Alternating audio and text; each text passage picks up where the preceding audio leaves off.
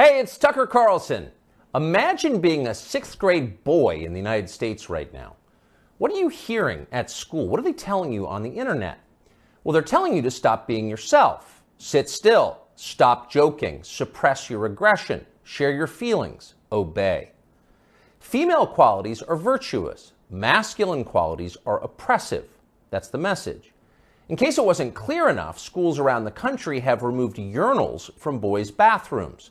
The male body itself is shameful. Sit down when you pee like a good little girl.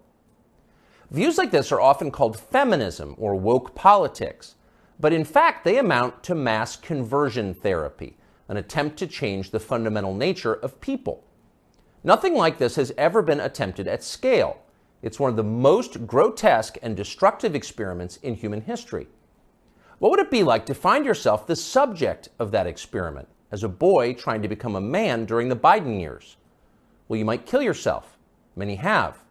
You might decide to reject your own manhood and embrace androgyny, or even switch sexes. Girls are better? Fine, I'll become one. Or more likely, you might simply withdraw into porn and weed and video games and give up on your life before it's begun. You might retire at 19, a less dramatic form of suicide. All around us, this is happening. Noticing it is forbidden, but that does not make it any less real. So it's probably not surprising that Andrew Tate was the most Googled man in the world last year. He offers a different vision. Tate is a former professional kickboxer who about a decade ago began posting advice to young men on social media. Tate's view is that men want respect above all. It's how they're wired. In order to get respect, men must become worthy of it. They must become more impressive. Wake up early, work as hard as you can, stay sober, find God, keep yourself physically fit, don't complain. That's his worldview. Earlier generations of Western leaders might have found parts of Tate's message inspiring. Now it's seen as a threat. The media treated him like a criminal up until the day he was officially classified as one. Just after Christmas last year, Tate and his brother Tristan were arrested and thrown into prison in Romania, where they live. The Tates were held without charges for 3 months, very likely with the encouragement of the British and American governments. In June, they were charged with human trafficking. They're now under house arrest until their trial. Are the Tates guilty of human trafficking? We're not their lawyers, but it's worth noting that as of today, not a single woman has come forward to say that she was kidnapped or imprisoned or moved across international borders against her will by Andrew or Tristan Tate. It's also true that in some ways, the charges against the Tates seem inevitable, like they were always going to happen. Accusing a man of a sex crime is the fastest possible way to discredit what he's saying. Days after WikiLeaks revealed that the U.S. government had been spying on its allies and lying about it, Julian Assange was arrested in London for rape. 9 years later, prosecutors dropped the case against Assange for lack of evidence, though somehow that fact was not as widely covered. Is that what's happening here? Again, we don't know. Jeffrey Epstein's dinner partners insist that Andrew Tate is a pervert and a criminal. Maybe they're telling the truth. Either way, we think Tate's views about men very much deserve a hearing. So we flew to Romania to talk to him. We're posting the entire interview here on Twitter because we've been assured it will not be taken down for ideological reasons, as so much of his content has been. The video is long, but if you can, take the time to watch it. Make up your own mind about Andrew Tate. Here it is. So what are you charged with? That's a really good question. I'm charged with being the head of an organized criminal group, which is in charge of recruiting girls to make TikTok videos to steal the money from the TikTok views. Recruiting girls to make TikTok videos and stealing the money. So it's really a financial crime? It looks that way. And it's very interesting because the girls who they've identified to add to the file are saying that we're not victims of anything and this isn't true. But the state believes it's true, and the state thinks that I, as a 35-year-old man, woke up. I was already extremely financially successful. I was already a father. I was already very well known. I had no financial motivation. I have no criminal record. It's not my personality profile, but I woke up at the age of 35 and decided to make girls do TikTok to enrich myself with the pennies that I would earn from TikTok views. So in the United States, I think the belief is that you were charged with human trafficking. Yeah, that's human trafficking, because what you do is you force a girl to work against her will for financial gain. That's human trafficking. And their justification for this is that girls do TikTok. Some girls I know who they found who say they're not victims have TikTok accounts. How do you force someone to do TikTok videos? I guess the prosecutor is going to have to explain that, isn't he?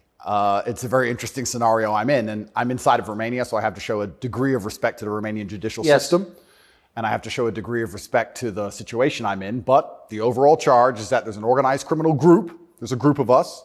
I'm the head of it. My brother is below me, and we use the lover boy method to convince women to do TikTok videos to make money so that we can steal the TikTok money. So there's no, just to be clear, you are not accused of pandering, of pimping, of forcing women to have sex with anybody. No, not forcing them to have sex, not restraining their movement, not stopping them from living a full life, but the fact that we are somehow convincing them to have TikTok. Very interesting. I don't think... But there's no actual... I'm asking you this because I do think it's a widespread belief that you were accused of pimping. Yeah, no, that's nothing to do with any of this case. Absolutely nothing. And it's kind of scary because the crime in itself of human trafficking is a unique one, because they can ignore the statement of the victim. So the girls have come forward and said, this is insane. You've just picked us because we're near Andrew and we're his friends. But the whole idea of the crime is they can say that she's brainwashed, right? She's under duress. So you can ignore her statement. State says she's a victim regardless of the fact that she says she's not a victim. So it's very interesting because the difference between sex and rape is consent, right? Right. But they remove all of that. They're like, nope, you're a victim. No matter what you say, we're deciding you're a victim. And they've chosen them. And of course, these girls do nothing pornographic. They've never had sex with anyone, nothing to do with that. So they've picked TikTok. So it's scary. Imagine you're a full-grown man anywhere in the world today. They can find two girls who have TikTok on their phone, which is every single female on the planet, and they can accuse you of forcing them to take the TikTok money. And even if the girls say they didn't do that, this isn't true, then you're still a human trafficker. But force, what does that consist of? Forcing someone to do something? Are they accusing you of using violence or? No, they're accusing me, and this is the thing, they're accusing me of using the lover boy method, coercing them by being nice. And by the way, these charges presumably are public, so... They're public, and this is extremely serious. But if you actually analyze the overall case against me, they're saying that Andrew and his brother, by being nice men, convinced girls to have TikTok accounts and then take the money. And it's very interesting because inside of the entire case file, there's not a single financial transaction to us for money. What are the penalties? They're extremely severe, 5 to 10 years in jail. And I've already served, coming up now, 7 months in a form of jail. They can only hold So you are essentially incarcerated right now. Absolutely, I'm on house arrest, and that counts as jail. You can only be held 6 months without charge. I was initially picked up, thrown in a cell without charge, and I think the intention of the entire investigation at that point was to find the crime because they had very, very weak evidence. They contacted 2,000 people who know me or knew me.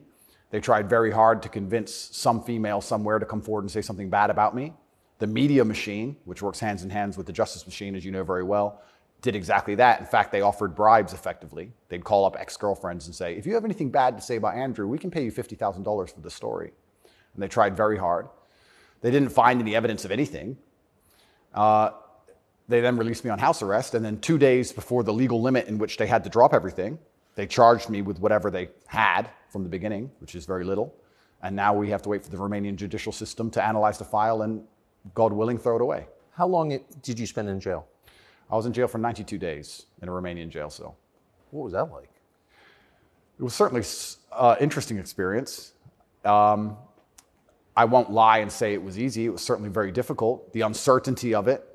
It's a very uncertain situation to be picked up on just before New Year's Eve and thrown in a cell without charge. And I'm asking different prison guards and different prisoners, how long am I going to be here? One prisoner was like, I've been here 2 years. I was like, have you been charged? He goes, yeah, but I haven't gone to court yet. Like, everyone's been there for years. I thought I was going to be there for years. And it certainly takes a mental toll on you. And I think jail is a different experience when you know you're innocent. There was a guy in there for murder. He's like, yeah, I murdered someone, I'm in jail. You can your soul and your mind can accept the punishment for a crime. But when you've actually done nothing wrong, I think jail is a lot harder. Did you know why you were there? Not initially. So for about the first 2 weeks, I never actually got told in English what I was accused of, because I was arrested on December 29th. There's New Year's. What were the circumstances of that? Yeah, December 29th, 5 a.m., the armed guards ran in this house. They spent all day searching the entire house. They're very interested in electronics, as most federal agencies are.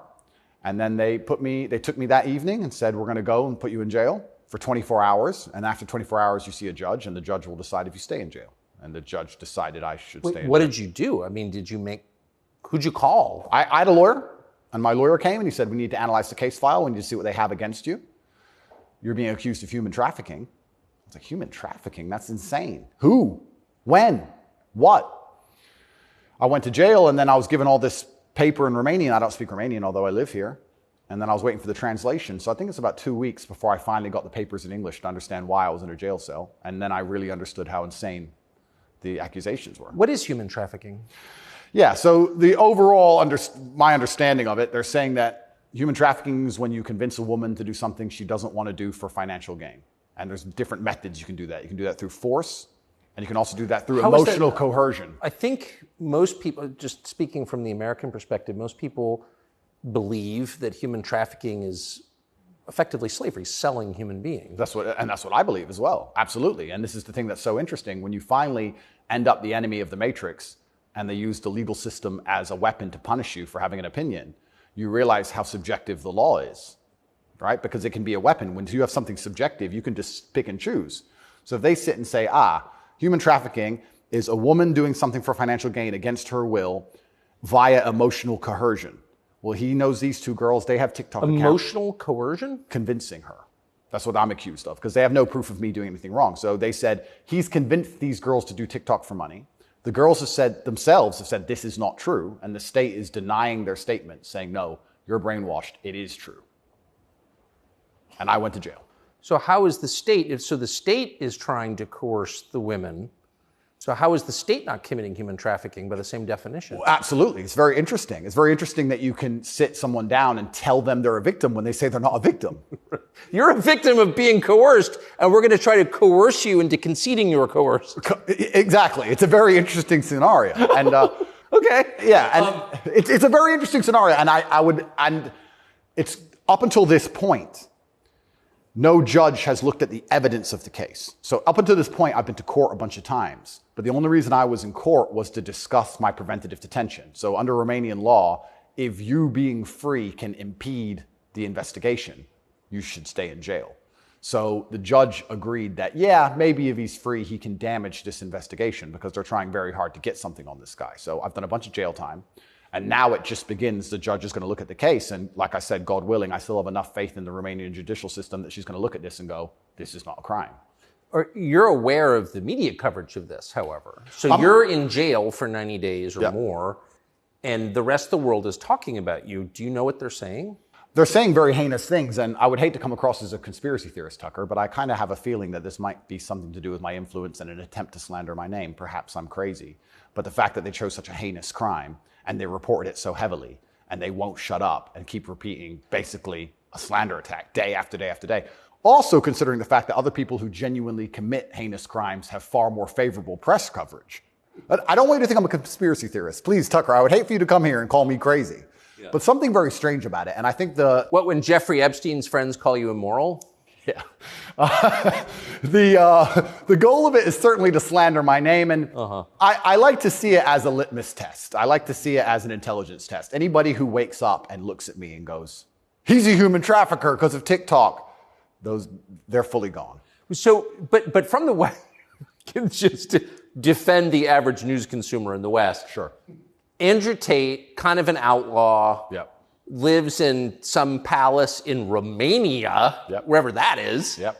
And Romania sounds like the kind of place where human trafficking is like the main industry. A lot of it happens here. That's what's so crazy about it, right? What's so crazy is if they really want to find a human trafficker, I think they could probably do it quite easily. But they managed to get me. That's certainly the perception. But it's one of those charges that kind of sells itself. Oh, absolutely. And it doesn't matter if you're found guilty or not, right? You're a human trafficker forever. And but I do think that public consciousness is changing. I think with things like there's been some very large court cases recently involving some very famous people in which women were caught lying, trying to slander men's names for rape and these kinds of things. And I don't think people believe it anymore.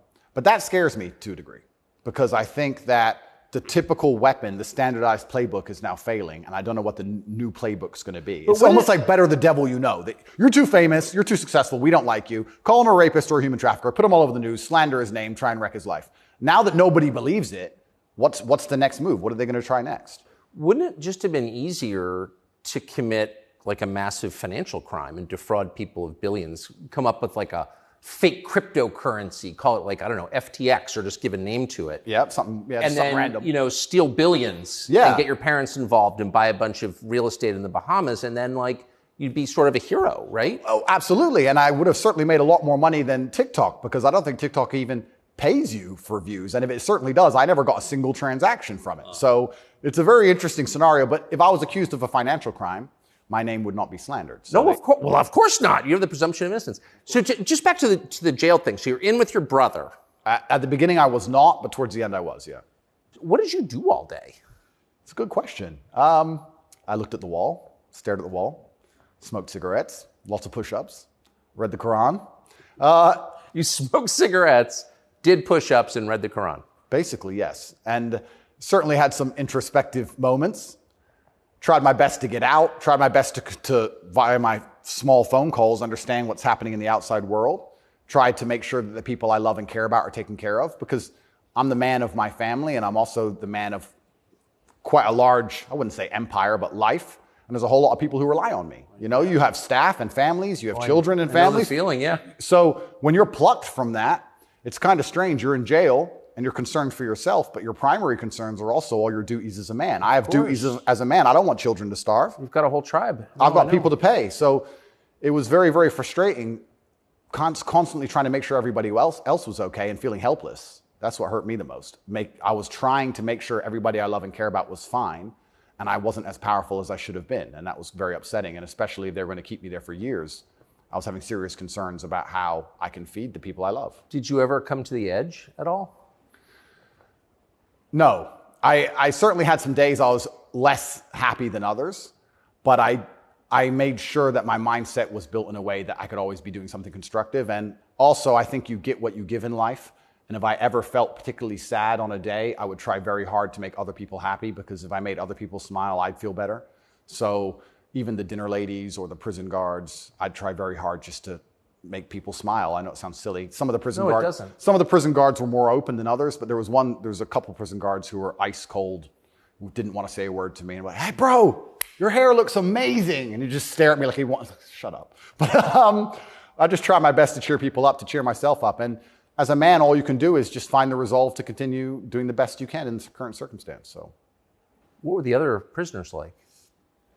I don't want to insult Romania in any way, and I love this country, and I chose to live here. But if I had to describe it for the people, for an American audience to understand, I don't think Romania and a lot of these countries have the same kind of mental health setup or the mental health support that a lot of Western nations have. So you end up in jail. Ooh. So I think there was a lot of mental health problems inside the jail. So it was very similar. It wasn't just a jail. There was also a lot of mental health problems in there, which adds a new complexity and a new dimension to the suffering, because there's just random screaming and there's suicide and it's certainly not a very nice place to be. Oh, so it's horrifying. Yeah, I don't want to go back. You hear the phrase Romanian prison, and it sounds tough, so it was what you would imagine. It is, and when this process is over, there's a lot more I will say, but I will say the staff were very nice to me, and I want to make this clear. I want to make it very clear that all the staff in the jail were very professional and very nice to me. I would almost say that they believed I was innocent and they understood that I didn't belong there. There was a semi-apologetic vibe to the way I was treated by the guards, if that makes sense. Yes. They understood very well. I don't think anybody, like I said, with a functioning brain believes that me at the age of 35 decided to steal TikTok money and ruin my entire life without financial motivation to girls who say they're not victims of anything. I don't think anybody with a brain. Well, the fact that you're not accused of a sex crime or of violence, which I think most people don't really understand. Yep. And they can look it up. Yep. I mean, but you're not actually accused of rape, Correct. selling anyone, Correct. pimping. Correct. Okay. That right there raises a lot of questions. Well, yeah, and this is the thing that's so interesting because I'm accused of using a method of human trafficking called the lover boy method. So how that would traditionally work is a man would meet a girl, become her boyfriend, take her to another country, turn her into a prostitute, say I love you, like pimping. Of course. But they're saying, because all my conversations with these girls are very nice, they're saying that I use the Loverboy method to convince them to do TikTok. And once again, I never made a penny from TikTok, and I have no interest in girls' TikTok's accounts, and I've never made any money from TikTok in my life. So that raises the question. So that right there, I think, I mean, we can let people assess. I'm not, an expert on the Romanian legal code, but that's kind of not the impression that most people have. Okay? And that's the media, who have made that the media have tried very hard to do that. And if I had to estimate, I think that the overall intention was just to throw me in a cell, use the media machine to drum up something real. I think that's what the goal was. So, but what's the, and I believe that, it seems, obviously. Yeah. One thing, I've never been to Romania before, and one thing I'm struck by is the American presence here. Oh, it's massive. Fully understand that. So there are 3 NATO bases here now. They're bustling because of the war in Ukraine. Yep. One's on the Black Sea, Yep. right below Crimea. So this is strategically important, this country, to NATO. Absolutely. And so this is a lot less far away than I realized. It's much more American influence. Oh, absolutely. Do you think that played a role? Yeah, well, I think, and I don't want to get this incorrect, I think it's the 2nd or 3rd biggest U.S. embassy in the world. The U.S. embassy here looks like a prison. It's huge. They've got a huge embassy here. And even during Ceausescu, during the communism days, Romania was an ally of the West, even during communism. Yes. So, yes. Ceausescu came to New York. Yes, that's right, yeah. So Romania and America have been very good friends for a very long time. I have to be careful what I say, but it's certainly very interesting what's happened to me. The American embassy were not particularly helpful, let's put it that way. They weren't very interested in me being locked up without charge. They didn't seem very interested in getting me out. But you're an American citizen. Absolutely. And so you're an American passport holder. Correct.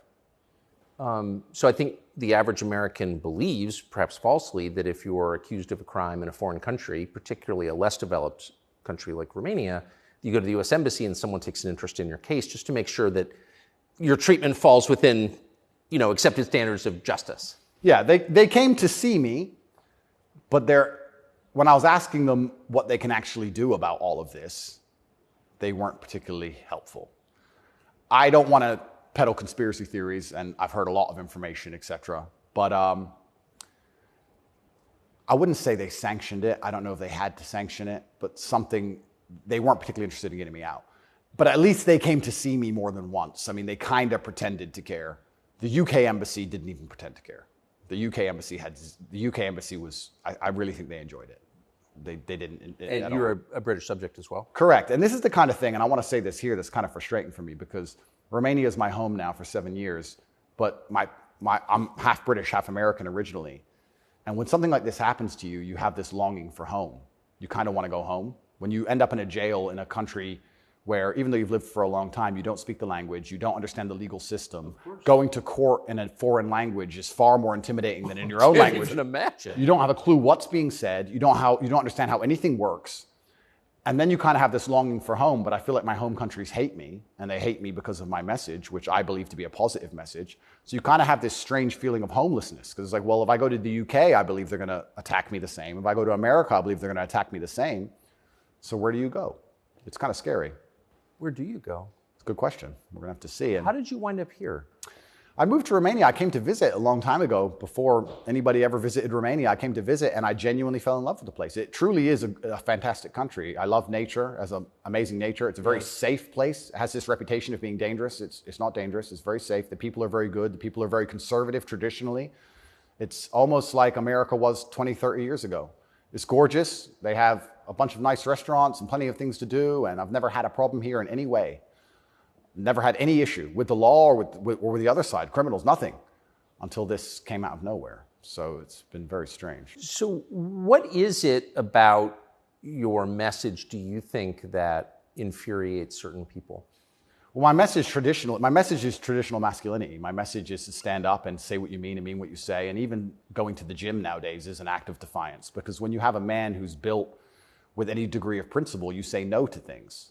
And I think if I have to analyze my message and why I'm so disliked by the people who dislike me, it's not the things I'm saying, it's the fact that if you adhere to my principles and you adhere to the things I say, you end up being the kind of person who will resist certain ideas. You say no. What kind of man never says no? Name a man who never says no. Men say no, right? Men wake up and say, no, I don't think that should be done this way. No, my children will not be taught that. It's no. the father's primary job. Absolutely. So when you say to men, listen, you're allowed to have an opinion. You're allowed to have standards. You're allowed to have boundaries and barriers. You're allowed to get up and become important and work hard and try hard and become the kind of man who can't be controlled, then you're seen as an enemy. And I, especially with the massive influence I've gained, I think they look at me and go, he's helping men resist the slave programming. We don't need him around. We need to empty their brains so we can inject the slave programming and convince men to be eunuchs, because once you're eunuched, then you're not a threat. I think I buy that. Because your message, I'm not the world's expert on your message, but I've seen a lot of it, and it's not explicitly political, actually. No, it's not political at all. And their original attack before this Matrix attack is they weaponized virtue, which is what they usually do. There's no genuine virtue inside of these people. They weaponize virtue. They find a virtue, and they turn it into a bullet, and they shoot at you. I'm sure you know very well. Yeah, I've heard. Yeah. I was a misogynist for the longest time just for saying that men should have standards. If you tell a man he can have standards in a relationship in any way, you're a misogynist. It's actually very interesting because what does that mean to have standards in a relationship? But this is the thing that's so interesting about it, because they've gendered the argument when I never did. I said as a man, you shouldn't have a girlfriend who is a liar and a cheater, and you also shouldn't have male friends who are liars and cheaters. You shouldn't be around dishonest people, yes, male or female. Amen. And Amen. they gendered it and said, he's a misogynist. He's saying that men should only act this way with women, etc. I said that men should have standards, and you should have protocols that you're prepared to accept, and you should have hard parameters. And if a woman doesn't want to adhere to those parameters, that's her decision, and it's her prerogative, but you don't have to stay with her. Why should you? What's wrong with that? Well, that's teaching men to say no. They don't want men to say no. So are you arguing that it's better to be with a virtuous woman? I think so, yes. I know that's crazy. No, I'm serious. I mean, that seems I like am, Tucker. I don't want to. That seems like good advice. I don't want to come across as extreme. But yes, I am. And what's actually funny is I really believe most of the things I'm saying were accepted by absolutely everybody 15 years ago, 10 years ago. And now it's public enemy number one. And it's because of the mass influence I have. At one point, I became the most Googled man on earth. At one point. And it's a scary situation I'm in. But if you're arguing that it's really important for a man to find a good woman, a decent woman, an honest woman, that's the truest thing that's ever been said. I Absolutely. mean, that's the most important thing any man can do. I mean, I can just tell you firsthand. Oh, thank you very much. Married 32 years, that's the most important thing. And you think saying that angered people? Absolutely, because I'm arguing the only way to do that is via masculine excellence. I'm saying in the world we live in today, it's hyper-competitive. And if you want to be the kind of man that has the choice of women to choose a good one, you need to be an excellent man. It's no longer acceptable for you to just be an average Joe or below average. You have to get up and you have to work hard and you have to be smart and interesting and you have to be charismatic and make some money and be in good shape and you have to try very hard. And unfortunately for them, if you follow that path as a man and you become successful in those realms, you end up being the kind of person who resists enslavement. You become the kind of person who wakes up and says, no, I don't believe in that. That doesn't make sense to me. I can't imagine a better message than that. If you want a good society. So then you have to argue and sit and say, do these people want a happy, functioning society or do they want something else? What do you think? I think that I would never kill myself. And I also... Just throwing that out there? And I also think that when you want to conquer a society, you kill the military-age males. That's what you do. That's the first thing they've ever done. They walk in and all the men have to have their throats cut. They can't perhaps do that, but they can certainly cut your balls off. And then you can't resist. And I think there's certainly a movement to ensure that there's very little resistance left inside of the number one demographic which is required to resist oppression, which are military-age males. And they don't want those kind of people waking up with any kind of self-respect or standards or to say, no, I don't accept this. I do not need a ninth injection. They don't want that. They want you to sit and say, I don't need it, but the news said so, oh well. So in the one interview that you and I did, you had a line that I've been thinking about ever since. I thought it was so interesting. I never thought of it before. You said that a lot of people went along with the vax and that you didn't judge them because facts change. But now that we know that a lot of what we were told was wrong and some of it was a lie, it is a requirement of your own dignity, of your own self-respect to say so. Completely. And people should apologize. I really do believe. And I have nothing against the people who fell for the propaganda, fell for the programming, and took the vaccine. Yes, I agree. Fine. But you should wake up and say, I was fooled. I've learned my lesson. I will not be fooled again. But if you were fooled by the MSM and took the injection and you continue to be fooled and you've not self-reflected and you've not realized that they lied to you the entire way and you now believe the new bunch of lies that are all over the television, then there's something wrong with you. Or you don't care that you were lied to. You don't care that you were lied to, because I think a lot of this is actually genuinely cowardice. I think it's a very easy worldview. The life is easier if you accept the news tells the truth. Yes. Everything they want me to believe is true. Everything's nice and simple. Good guys, bad guys, doop-de-doop-de-doo. And if you want to actually wake up, it takes a degree of bravery, because then you have to destroy your entire worldview, everything you've ever understood and everything you're told, and you have to really look at the world and go, oh, this is a mess. And that takes bravery. And once again, that's why they don't want men to be brave. They want you to sit there and go, oh, it's easier if just, CNN said, so it must be true. And it's cowardice. And they're trying to instill cowardice in all of us. That's what they're trying very hard to do. And I think even just me as a person, the people who hate me, my detractors who dislike me so much, even if I say nothing, I just turn up, big, bald, strong, fast car. It's just me. I'm like the enemy to them, because I symbolize men who don't comply. And not don't comply in a negative law-breaking way, but don't comply if we don't agree with that or we don't see common sense in that, we're going to politely decline. And that's simply not allowed. What's it like to have the prospect of prison hanging over you? I think that I like to believe that this is a test from God. I like to believe that if you become the most Googled man in the world for saying that you have mental resilience, that God is going to make sure you don't have that degree of fame without testing you. I like to believe that God comes along and says, yes, I've allowed you to become the top G. We're going to see if you really are the top G. I believe that's how the world works. It's certainly intimidating, especially knowing you're completely innocent. But I believe it's a test, and I believe it's my job to pass the test for my ancestors and for people watching over me and for God. And I think I have to do the absolute best I can possibly do in the scenario and the circumstance, regardless of whether I win or lose. I still believe I'm going to win because I've seen the case file and I've seen that no laws have been broken. But even in the very unfortunate circumstance that this matrix attack goes deep enough to throw me into a jail cell, I think I should handle it like a man. I think I should stay and finish the process, and I should walk with my head held high and suffer as much as I need to suffer to stick by my convictions and know that I'm an innocent person. And I refuse to break. I refuse to cry. I refuse to be depressed about it. I'm going to wake up and I'm going to smile regardless. And regardless of what happens to me, I want everyone to know that, one, I would never kill myself. And two, I think that as a man, there's always going to be a degree of pain and suffering in your journey. I don't think you're ever going to become a successful man or be good at being a man without pain and suffering. And there's many times in my life where something terrible happened to me, and at the time, if I could change it, I would have. But retrospectively, you kind of look back and go, you know what, that was formulative for me. That's right. That is what God decided I needed to become who I became. So all of the pain and all the suffering I've ever gone through in my life ended up, in the end, building me into the person I am, and I'm proud of who I am.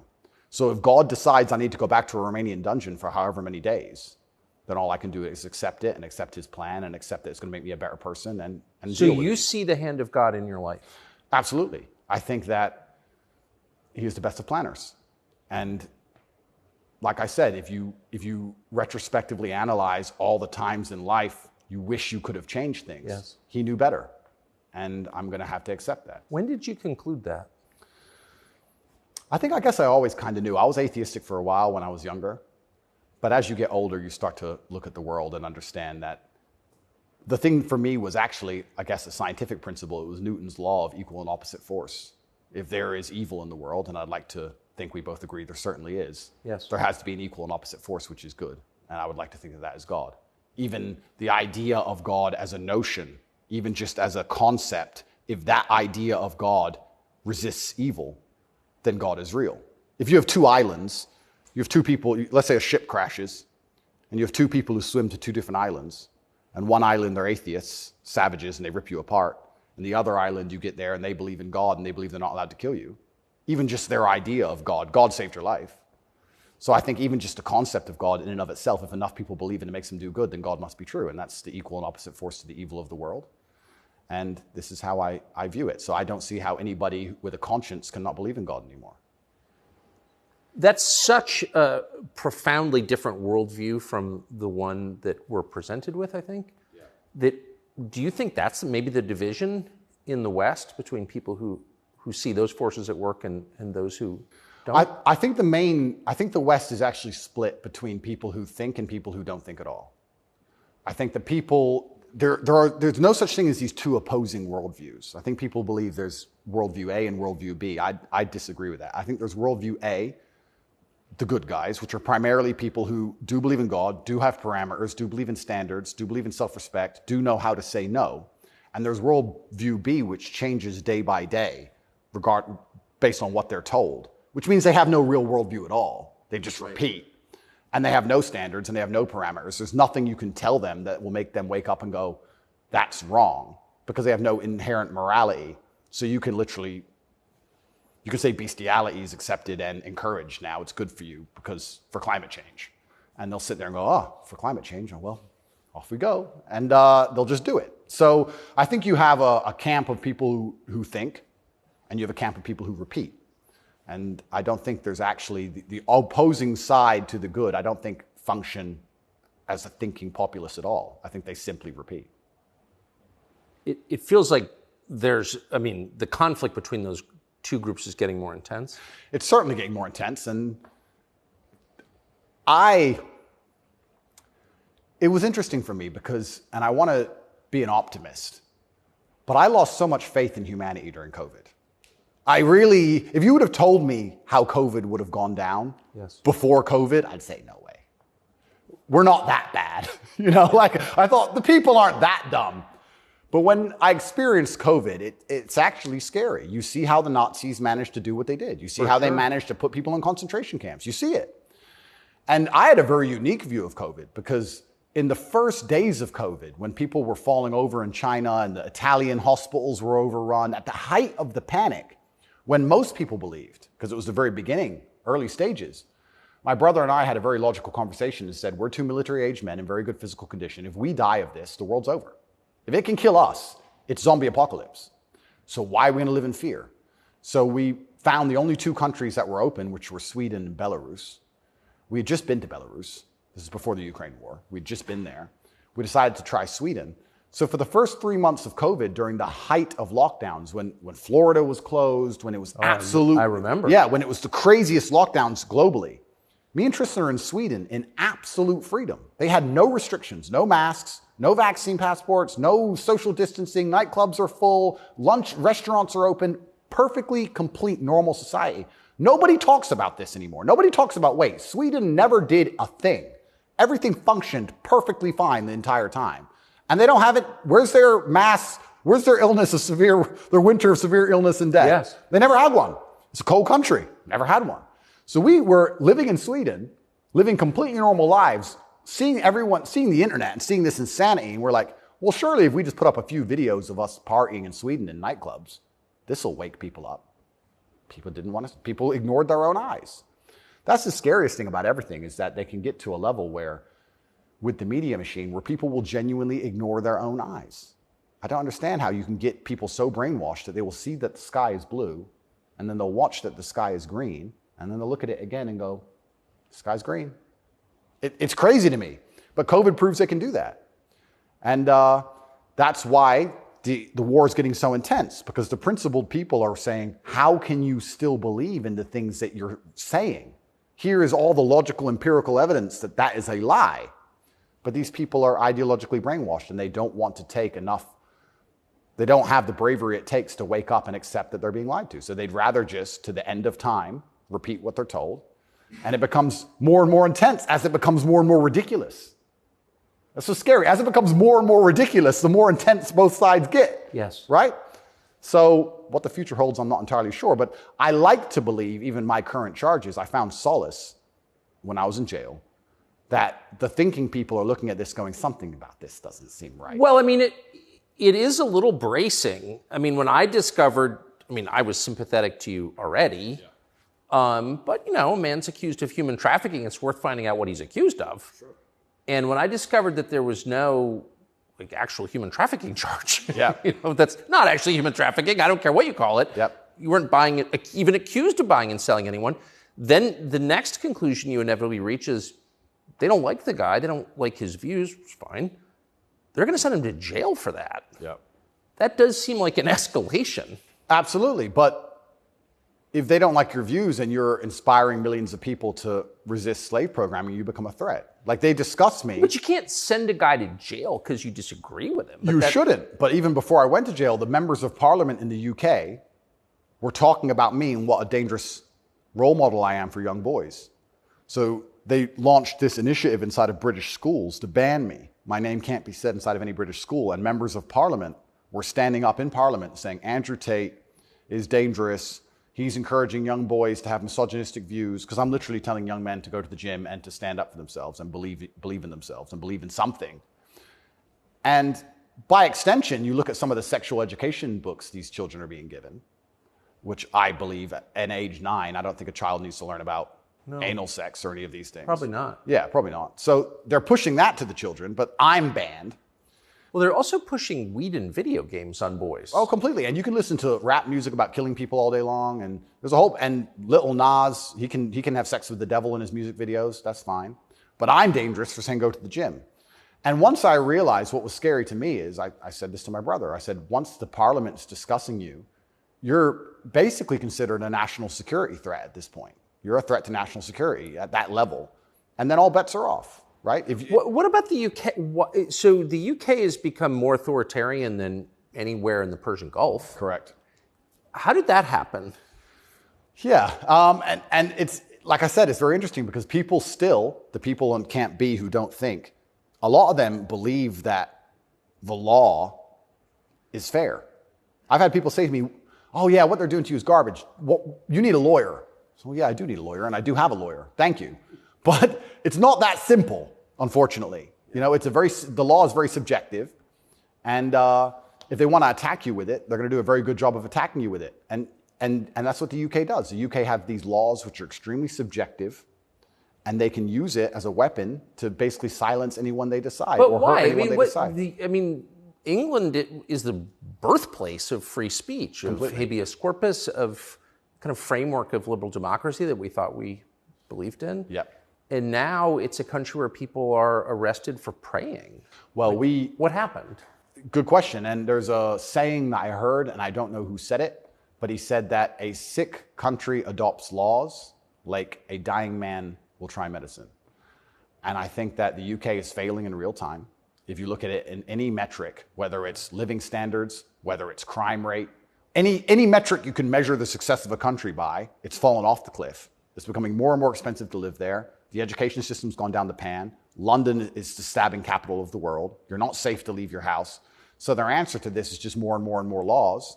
And unfortunately, as they do that, they're not even intelligent enough to actually attack the people who are doing genuinely bad to the world. They just make more and more authoritarian laws, and they end up using them to attack the people that the government doesn't like. And I ended up being one of them. And I think Europe in general has problems. If you look at France as we speak, I think it's on fire, isn't it? Most of it? It is. Yeah. So they have issues, and their answer, what's a government's solution to anything? Law.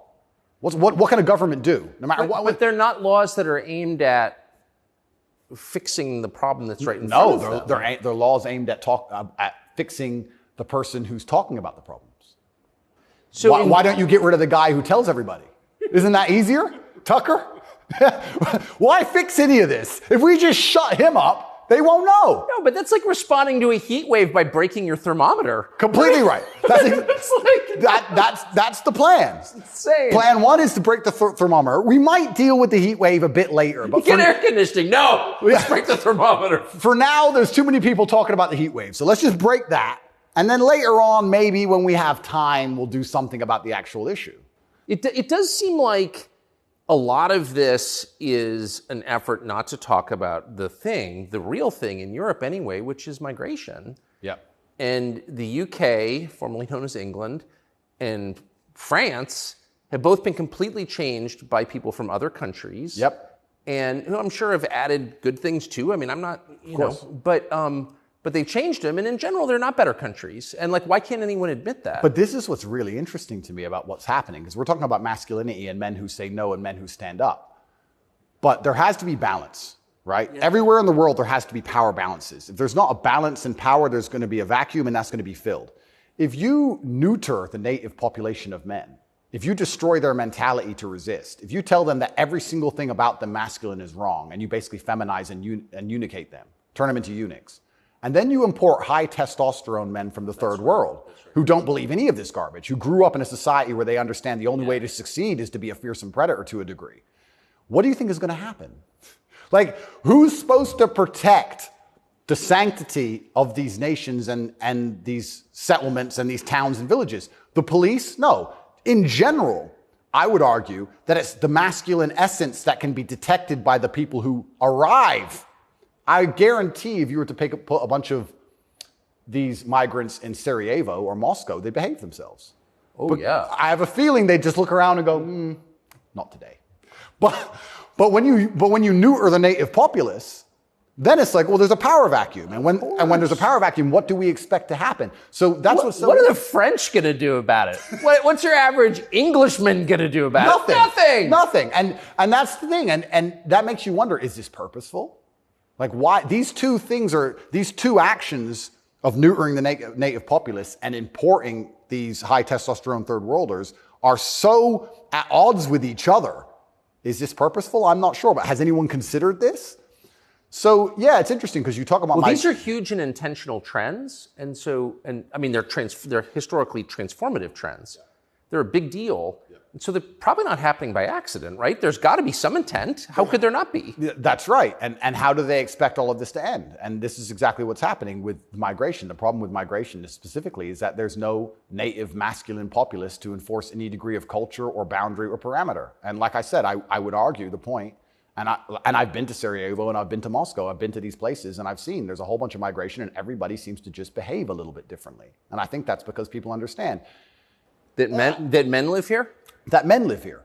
Yeah. If you turn up in someone's house and their house is pristine, you're probably going to take your cup and you're going to go put it in the kitchen.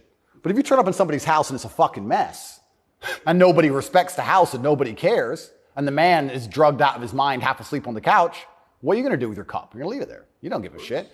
If you turn up to the Western world and look at it. Then you're going to hit on his wife. Absolutely. So what do we expect to happen in these scenarios, right? And it is purposeful and it is scary that even me just telling men to go to the gym is seen as an act of defiance to the point where I have to be punished. I must go to jail. I must be silenced. The thermometer must be broken. If at the end of all of this, no matter what happens, do you plan to stay in Romania? I love Romania. I love this country. And if I am found not guilty, I will stay in Romania, yeah. I will still stay here. I don't believe in running away. I also believe, and perhaps this is... Yeah, I didn't even want to ask you that because you've got a legal case pending, but I mean, presumably you're rich enough to run away when you haven't. Correct. I'm not going anywhere. I think if I was anywhere in the Western world, this would have happened to me. I don't think this is Romania's fault. Let's put it that way. I don't think this is Romania's fault. I think if I resided in Switzerland or France or Italy, the same thing would have happened. Yeah. From knowing what I know. I think it was going to happen to me regardless, and I think I do have a large amount of sympathy, especially amongst the Romanian population. I get thousands of messages a day from Romanians apologizing to me. Yeah. I think the people here actually like me. My waiter at lunch yesterday is one of them. He wanted you to know, yeah. Oh, amazing. This is what I mean. Everyone understands what's happening. My problem is not with Romania. I don't hold any personal grudges against Romania. I think that this Matrix attack was going to come to me. Basically. What is the Matrix? Good question. I guess some Americans call it the deep state, but I like to look at it in a more global way. When I say the Matrix, I think there are certain agendas which are being pushed. I think the media machine and the judicial systems of the world work together hand in hand. I think the goal is to control people's minds to a point where they don't discuss anything that's important. The reason I use the Matrix is because I've watched that movie a few times and it has so many similarities to the... Have you seen the movie? No. You've never seen the movie The Matrix? No, I don't watch any movie. Tucker. I don't want to talk about it on camera. No, I'm very dyslexic and it's hard for me to watch video. Got it. Honestly. Understood. But there's so many similarities, and the basic premise is that humans' minds are controlled and put inside of a false reality so that their body heat can be manifested for the machines. And I don't think it's much different to reality. Our minds are controlled. We're put in a false version of reality. We're told things that aren't true. We're arguing over things that don't matter. We're observing a false version of events. And the goal of it is just to distract us long enough for our bodies to be used for the machines, to soulless. And I think it's pretty similar, striking similarities. And even then, there's a bunch of other similarities which are difficult for me to explain. You haven't watched the movie, but there are agents inside of the Matrix, and the idea of the agent, the purpose of the agent is to make sure that nobody understands how the Matrix really works and to wake anybody's mind up. They want to keep you asleep. And any person can become an agent at any time. If they're not unplugged, if their mind is not free, they can become an agent, and their job is to keep you asleep. And you see agents all the time. COVID awoken me to agents. When I would sit and talk to somebody and they seemed perfectly rational and normal until I mentioned COVID, and then they'd fully change. No, it's dangerous. No, what do you mean? What do you mean? Are you crazy? My grandma got sick.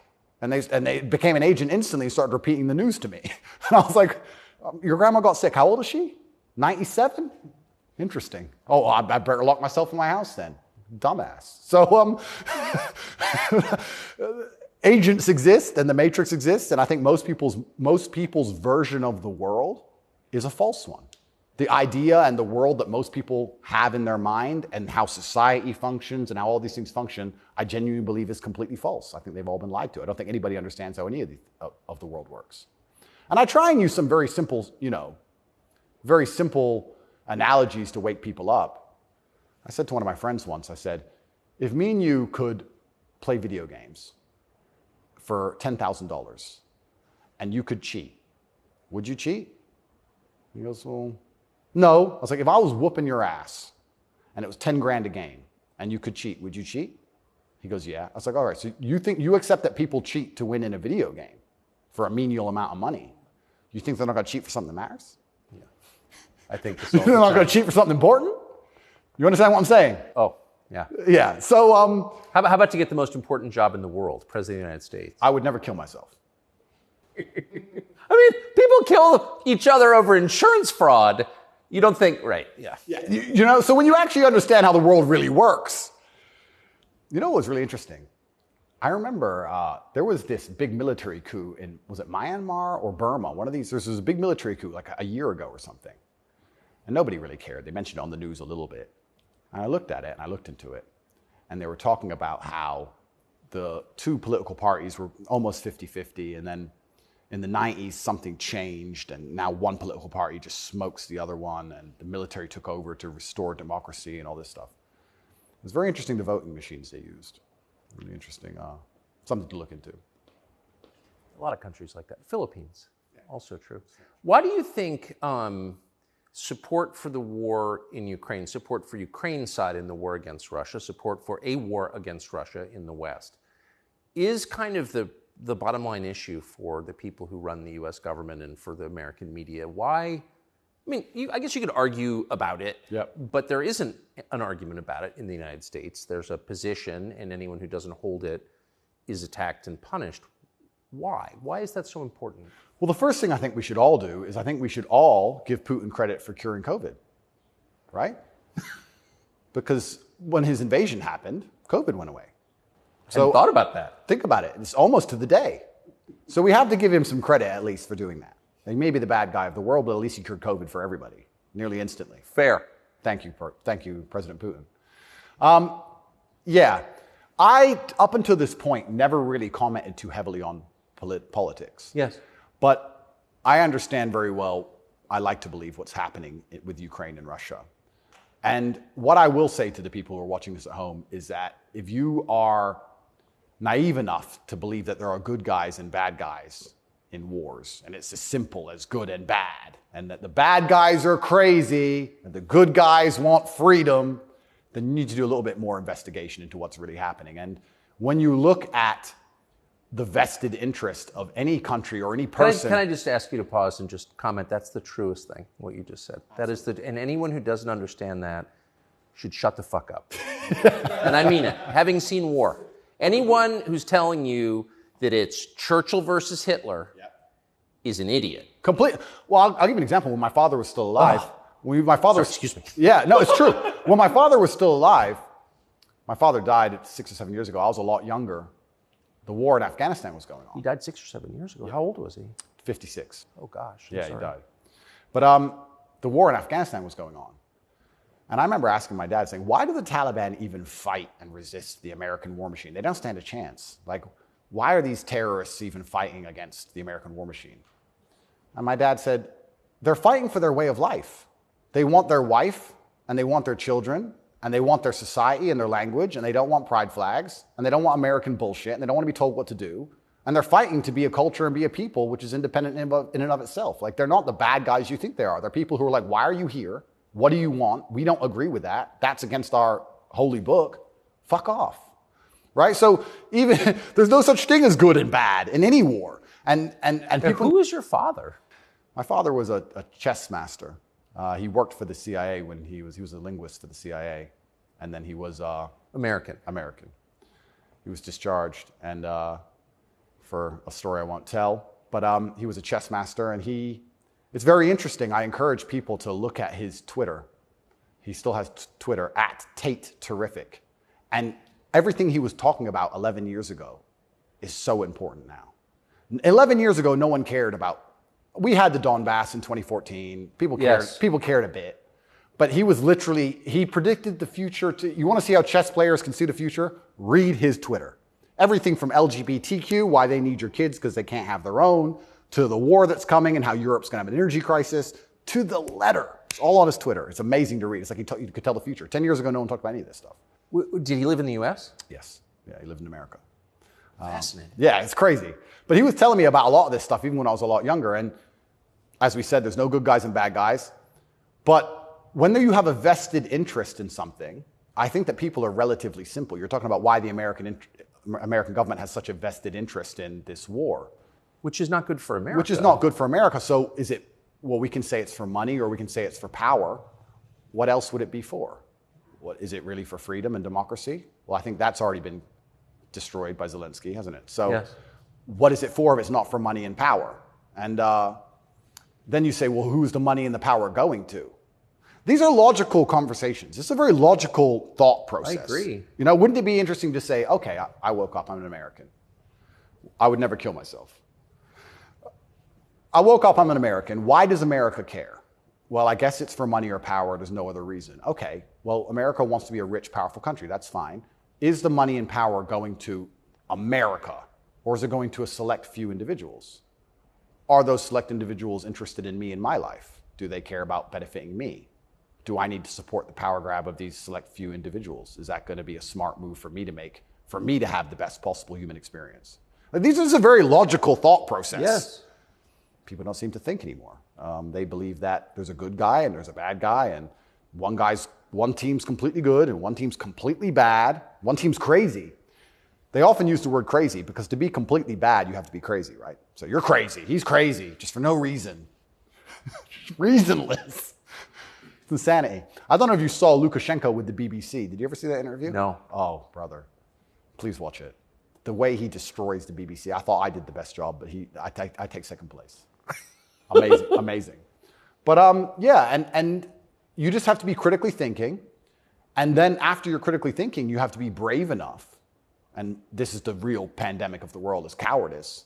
You have to be brave enough to look around you and realize, everything was a trick. Everything was a lie. But why not be a coward? I mean, it's just a lot easier, right? Well, it used to be. This is the thing that's interesting. I would actually argue in the 1950s and 60s, if you were to agree with every single narrative and obey every single law and do exactly what you were supposed to do and pay your taxes, etc., you'd at least get a wife who respected you. You'd at least have children who could go to school without being indoctrinated to a degree. Yeah. You could have a nice house. You could have a pickup truck. You could have a pretty good life if you just followed the rules. Yes. I don't think that's true anymore. I think that if you are a man especially, and this is what I talk about masculine issues. If you're a man who was born and you decide to do exactly as you're told, you're going to end up depressed, in debt, working a job that you hate, with a wife who doesn't respect you, with kids who don't listen to you, in a house you don't own, until she leaves you, and then you contemplate suicide a while, and maybe you might find some purpose towards the end, enough to survive and pay your taxes, and then you're gone. I don't think a man who just follows the programming is going to find any happiness. But they don't care. Why would they? They have no interest in masculine happiness. This is another thing that's very interesting. They talk about men's mental health all the time, especially in the UK. I'm not sure about America, but in the UK, they have this big drive for men's mental health, saying that men commit more suicides. A lot more. Because it's hard to be a man. We commit more suicides, we're more depressed, we have all these mental health problems. I come along, I genuinely get thousands of emails a day saying I'm helping men's mental health, but no. You can't help it the way Andrew wants. You can't tell them to go to the gym and stand up for themselves and have pride. What kind of man's going to have a solid mentality and not have mental health issues if he has no pride? That's part of being a man. Part of being a man is proud of yourself. If you wake up and you're not proud of who you are and how you look and the things you say, how are you ever going to have a solid mentality? So when I teach things that genuinely help men's mental health, that's outlawed. No, you're not allowed to do that. Instead, you have to take our version, which is to pretend to care about men's mental health, but not give a shit. Give them a life they know they're not going to enjoy, pay taxes, and die. And men are the backbone. And medicate them. And medicate them. Medicate them long enough to keep working. The same way as we medicate farm animals. Just a bunch of injections. Yeah, just keep them alive long enough to get the milk. Milk's gone. Chop the head off. Boom. They need to put you in prison. They're trying. Yeah. I can see why. They're trying. And it's scary. A lot of people, but then what do? Do I just shut up? No. You don't think so? No, you can't shut up. I mean, because in the end, your self-respect, your dignity is the only thing. That's right. And this is what people don't understand. People say, Andrew, why are you fighting this war? And they don't understand that war is certain. You either fight war against injustice and you fight war against the things you know that are wrong and you feel good inside of yourself, or you accept the slave programming and fight a war with your own mind. You have to fight something. Yes. I can shut up and believe what I'm told in the news, but then I won't. Why am I so unhappy all the time? Why am I depressed? Why does my life suck? Why does my woman ignore me? Why do my children not respect me? You're fighting a war, then you're fighting a war with your own mind. I'd rather have all of me on side and fight against what I know is genuinely evil. You can't escape the battle. The battle's here for all of us. So I've made my decision, and that's why I can't be quiet, because you just said I would lose my self-respect, and I'd lose my dignity, and I don't think I can function that way as a man. And I don't think any man should be able to function without self-respect and dignity. The reason men died on the Titanic was for self-respect and dignity. They went into the icy cold water and died because they would feel honorless if they jumped on the boat and left the women to die. That's right. So when you have self-respect and dignity, you have a hard parameter, and you'll do things that which are deemed crazy or insane because you believe in them and you stick up for yourself. And that's why they don't want men to have self-respect and dignity. Rather be a free man in your grave. Absolutely. So I can't be quiet, and I'm going to say what I believe is true. And I genuinely believe I'm helping the world. I think that any young man who is a follower of mine, I will argue there's no influencer on the planet besides me who is genuinely benefiting their life. I know you're not big on the internet. I look at these other streamers and these other influencers. They play video games all day. They smoke weed on stream. They talk garbage. It's a bunch of drama back and forth like girls. I'm the only influencer or streamer who's genuinely talking about making money, because you need to have money to escape the matrix. It's very hard to resist enslavement when you have to pay the bills. Getting physically strong, because a strong body is a strong mind. Standing up for yourself. Self-motivation. All these things. I'm talking about genuinely positive things. Very few people are. And I think that is an extremely important message that needs to be told. And I'm not going to stop doing it, because I know I'm genuinely helping the world. And they're going to try and punish me for it for the rest of my life. I think this is just beginning. And I think when I beat this case, which I believe I will beat, I think something else is going to come. And it's kind of scary, because I am a little bit afraid and a little bit intimidated by the incompetence of my enemy, because their standardized playbook is now failing in real time. The standardized playbook is the media attack, the lie, and it's not working anymore. And it got me a little bit worried about what the next move is. You used to just be able to lie about a guy all over the news and you win, right? But now it's like, shut up. So now what? I don't know. And that's what's kind of scary in my scenario, because nobody's going to believe any of the crap they print about me. Nobody believes it. Nobody believes it. Whenever I do an interview with the Matrix media, nobody believes. They have to turn the comments off, because everyone in the comments are just ripping them apart. Well, you do seem very sad on the verge of killing yourself, are you? Absolutely not, really not. I never would. And that's what you said that. I know. I have to keep saying it. I have to keep saying it, because it's scary, right? But I believe you get 3 lives. I think they cancel you initially. And then when that fails, they try and put you in jail without a reason. And if that fails, there's only one option left after that. That's right. So I'm in a very scary scenario. But I guess the same as the men on the Titanic just couldn't get on the lifeboat.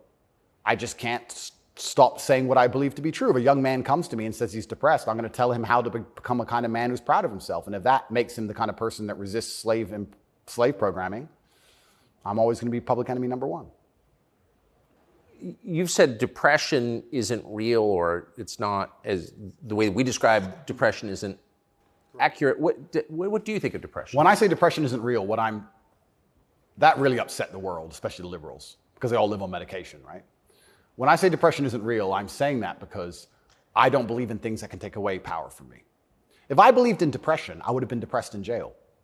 But I can't be depressed if I don't believe in it. If you don't believe in ghosts, how can you be haunted? You have two people in a haunted house. One believes in ghosts, one doesn't. There's a knock in the night. One wakes up, calls an exorcist, is terrified, looks for a ghost. The other guy doesn't believe in ghosts. Knock in the night, goes back to sleep. It's the belief in the ghost that gives it the power. If I don't believe in depression, I believe in feeling depressed. Sure, we're humans, we have emotions. Sometimes we feel depressed, sometimes we feel happy. I don't believe in the idea of becoming a depressed person who has depression. I don't believe in that. I don't think that's possible for me. So if I don't believe in it, how can it happen? I don't believe in depression. So why would I not adopt the mindset that makes me the most capable predator I can possibly be? Why not adopt the mindset that makes me as competent and as fearsome as possible? If you have to install software in your own mind, why would I not install software that makes me capable of not only driving a Bugatti and flying on private jets, but sitting in a Romanian dungeon covered in cockroaches? I need to be able to do all of it. So why would I believe in something that made me incapable? I don't believe in depression because I think that even the belief in and of itself, when you feel depressed, you'll start to consider, maybe I have depression.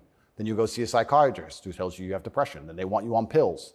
It's the belief that goes down the spiral. If I feel sad, I go, I'm depressed today. I'll be fine tomorrow.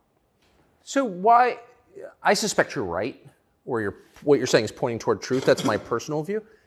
But even if I disagreed with you, I disagree with you. Why is that so offensive, what you just said? Well, that's what's interesting, because when I said depression wasn't real, the number of people who would attack me defending depression, this is what I didn't understand. Right. You say depression isn't real, but depression's ruined my life, and it's super real, and it ruined my life, and I lost my marriage. I'm like, if I told you it wasn't real, you should be coming to me saying, tell me how it's not real. Please help me with my depression. Why are you trying to convince me that it's real? Why are you sticking up for it? And why are you defending depression? And why would I adopt the thinking of someone who's sad? Why would you're going to convince me to take your worldview. You just told me your wife left you, you're fat, and you want to kill yourself. And you want me to sit here and go, with my perfect life, and go, you know what? I want to think like this guy. You're out your mind. I don't believe in it. And because I don't believe in it, it's made me the kind of person who can't become depressed. And the reason they don't like me attacking that is because depression is a fantastic way to subdue a population, right? If everybody's depressed, it's hard to have a revolution. You're depressed. Oh, they've locked us all in our houses. I don't want to go outside anyway. I'm sad, right? So depression's a fantastic tool of population control. They have no problem with you being depressed. They have a problem with you being the opposite, principled and energetic. No, you don't want principled, energetic people. That's a problem. A bunch of depressed people, easy. If you had to invade a country, would you rather the opposing army be principled and energetic or depressed? I'll tell you, I would not want to be invaded by a cheerful army. Absolutely. That's scary. They're having too much fun, right? You want them all to be depressed. So a morose army is easier to defeat. I agree. Absolutely. So depression is a defended idea. You're not allowed to even talk about it. You're not allowed to help people get out of it, right? They like the idea of a depressed population. And this is what I say to people. Now, I'm not stupid. I understand like PTSD is real. I understand mental health is real. I'm not saying that, but I say if you're an 18-year-old boy or 18-year-old man and your life is pretty much okay, bacteria didn't steal your eyesight, which could have happened. You never had a car crash and lost both of your legs, which could have happened. You're actually very fortunate. And you wake up and you say, I'm depressed. I think you're an idiot. I don't think you're depressed. I think you've been psyoped. I think you feel a little bit of depression, and you can fix that by changing your life. I think if you became rich and strong and smart and successful, and you worked hard, and you dedicated yourself, and you were motivated, and you tried your very, very best to become excellent, you probably wouldn't feel depressed anymore, which means it's not a disease, is it? So why would you, the only reason you're even saying you have depression is because you believe in it. So you're arguing for cause and effect. You're saying if you live a certain way, you're going to feel a certain way. Absolutely. And I also would argue that I think we've evolutionarily, even though I do believe in God, I think that we've designed ourselves and the human has grown into a way where if you feel depressed or sad, I think that's a fantastic trigger or a warning signal to do something. If you were to say to me, Andrew, you have to complete this monumental task. You have to conquer the world. I would say, okay, but I need a emotional motivation to do that. I need to be unhappy having not completed the task. I need to be uncomfortable, right? If you're uncomfortable being out of shape, you'll get in shape. If you're happy being out of shape, then you're just going to stay out of shape, right? So if you feel a degree of uncomfortableness inside of your mind, I think it's just your mind telling you that something about your life needs to change. Yes. You need to get up and change something. Guys would say to me, I'm depressed because I'm fat and I have no girlfriend. And I'd say, no, you have no girlfriend and you're fat and that's why you're depressed. If you go change those two things, you'd probably be surprised that your disease goes away. I had another guy say he was going to kill himself. I said, listen, it's back when I used to reply to my emails when I was smaller. I said, make me a promise, get a six-pack first. Of beer? I said, get a six-pack first, get in fantastic shape, and then do whatever you want. Didn't want to kill himself once he was in fantastic shape. So he did it? Yeah. I have the before and after. I put them on Twitter. Kind of interesting that, isn't it?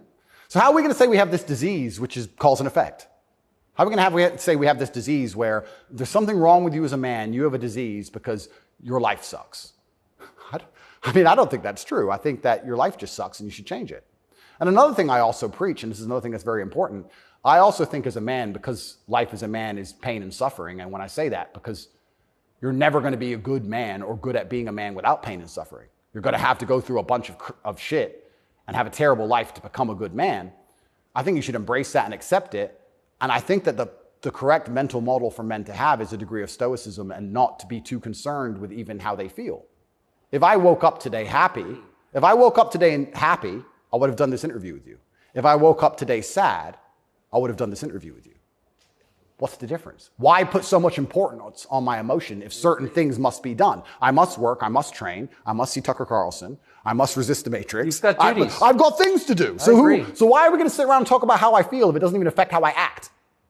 And as a man, it shouldn't, because there's too much to do. And the masculine world is hyper-competitive. This is another thing most people don't understand. Totally agree. It's hyper-competitive out here. All the women want a few men at the top. The Ferrari, you don't want a Ferrari to drive fast. You want a Ferrari because other men want a Ferrari and can't have one. It's hyper-competitive. So if you're competing against every other man for every dollar you make, every girl you see, the house you live in, the car you drive, the life you live, you're not going to be able to compete with the person who performs regardless of how they feel if you only compete when you feel like competing. Right? Because there's men like me out there who will be sad every day and outcompete you regardless. I don't care how I feel. I will still win. And that's the kind of mindset you need to adopt. So when a man comes... You've got a job to do. Stop whining. Go to work. Completely. Yeah, I agree. Completely. Yes. So when men say, but I feel sad. Who cares? The world doesn't care. All the men who are out here to destroy you and take your girl don't care. So why do you care? Like the person who should care least is you. You're the only person who wakes up every day who should have a genuine vested interest in improving your life. Nobody else wakes up and wants to improve your life. Only you. So if nobody else cares about how you feel, why do you care? So my argument also for depression is, you're depressed, fine. Have you trained today? Well, that doesn't change what you should do with your life, depressed or not. And I don't say this because I'm an eternally happy person. I say this because I've experienced all ranges of human emotion. I was in a Romanian jail cell with cockroaches crawling all over me as I slept. I never missed a day of training. I wouldn't say I was particularly happy, but push-ups must be done. So they got done. You're very close to your brother. Correct. And you were locked away for part of that with him. And did you have fun at all with him? Yes. I do think there's something inside of men, whereas if you're with your boys or you're with your group of men, there's something inside of us. Totally. And it allows you to make the absolute best of the worst situations. Maybe that's an evolution from war. All the men went to war and you saw all this pain and suffering and you saw heads, people decapitated and you're injured, but then you sit around the campfire and you're laughing. You're laughing. That's right. It's something inside of us. It's like a coping mechanism when you're around men. So when me and him were together, no matter how bad the scenario or no matter what they tried to do to us, part of us would just look at each other like, cigarette? And you find joy in that. And yeah, there's definitely, and that's another thing I think a lot of men are lacking. A lot of men are missing is a masculine support network. I think buddies. Yeah. You talk to a guy and say, what was the highlight of your life? What was the best time of your life? And they'll say, college football. It's not about the football. It's about the team. Yeah. And I think a lot of that's destroyed as well. Because also it's interesting how everything interconnects. When you destroy honor and principle and the masculine essence inside of men, well, now as a man, it's very hard to have friends. I wouldn't want to have a male friend who had no principles, no honors, and didn't work hard and was always crying about being sad. What do I want to hang around with him for? He's a loser, right? So then your support network's destroyed. And I think that men have always needed that since the dawn of time, and I think that's gone. But they don't have friends. Men, especially middle-aged men, have no friends. Absolutely, because they've been told that to give them all away and do as the wife says, and then she left him. No wonder he wants to kill himself, wouldn't you? No wonder he's depressed. It sounds like the worst existence ever. And now we're living in a world now, especially, where everything is hyper-competitive, especially the sexual marketplace. Like if you're a 52-year-old, overweight, average income, no fame dude, and you have to find a girl, it's going to be pretty difficult to find a good one. It's going to be very hard. So we're like, well, of course he's lonely. Yeah. And his kids don't respect him. They're busy. Like, of course he's sad. Like, it's actually heartbreaking to discuss. It is heartbreaking. It's heartbreaking. But then how do you prevent that happening? Well, then you need to be a man of honor and principle and make sure that you keep your support networks and make sure that your woman does respect you. And a woman's going to respect you when she sees other men respect you. Yes. And they're only going to respect you if you respect yourself. But to respect yourself, you have to be the kind of person who says no. What do you think of porn? There's been some statistics, there's been some studies done. Most men or less men are having sex than ever before. I've seen that. Yeah, and what is that? Well, that's an extension of the fact that masculine virtue is being destroyed. That's the thing that's interesting about all these things. They psyop, especially men, they say, listen, women want a feminist man. Women want a man with no moral principle who would make sure that there's a conversation about who should fight the burglar when your house is broken into, because equal opportunities, equal rights, of course.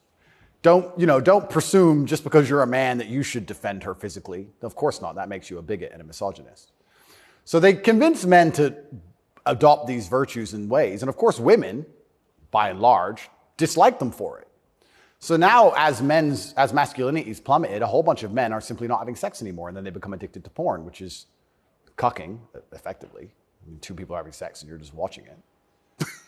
and it's become a, yeah. Good point. I mean, and it's become a pandemic, right? So men are replacing genuine sexual relationships with just the computer screen and porn. And it's becoming a very, very big problem. And that's also exasperated by the fact that I think the sexual marketplace has become globalized. This is the thing I say to young men. A lot of men come to me with problems, and my only answer to them is masculine excellence. I say that in the world we live in today, being a normal man or below normal is going to be terrible. You have to be an exceptional man because the sexual marketplace, especially, even if you just want to find a wife, is globalized. If you, in 1955, if you met the hot girl in the Nebraskan town, she was the hot girl in the Nebraskan town. If you meet her today, she's being offered to go to Courchevel and go skiing in France, and she's being offered to fly to Dubai. And there's millionaires who can just fly her anywhere and give her anything she wants. And who are you? Right? It's getting harder and harder as a man to even find the most basic human function of reproduction. Even to just find a woman you can reproduce with, it's becoming more and more difficult. You also couple that with the fact that they've destroyed morality in women also. So when you destroy the morality in men and you destroy how a man should act, and then you destroy how a woman should act, you're both going in the opposite direction.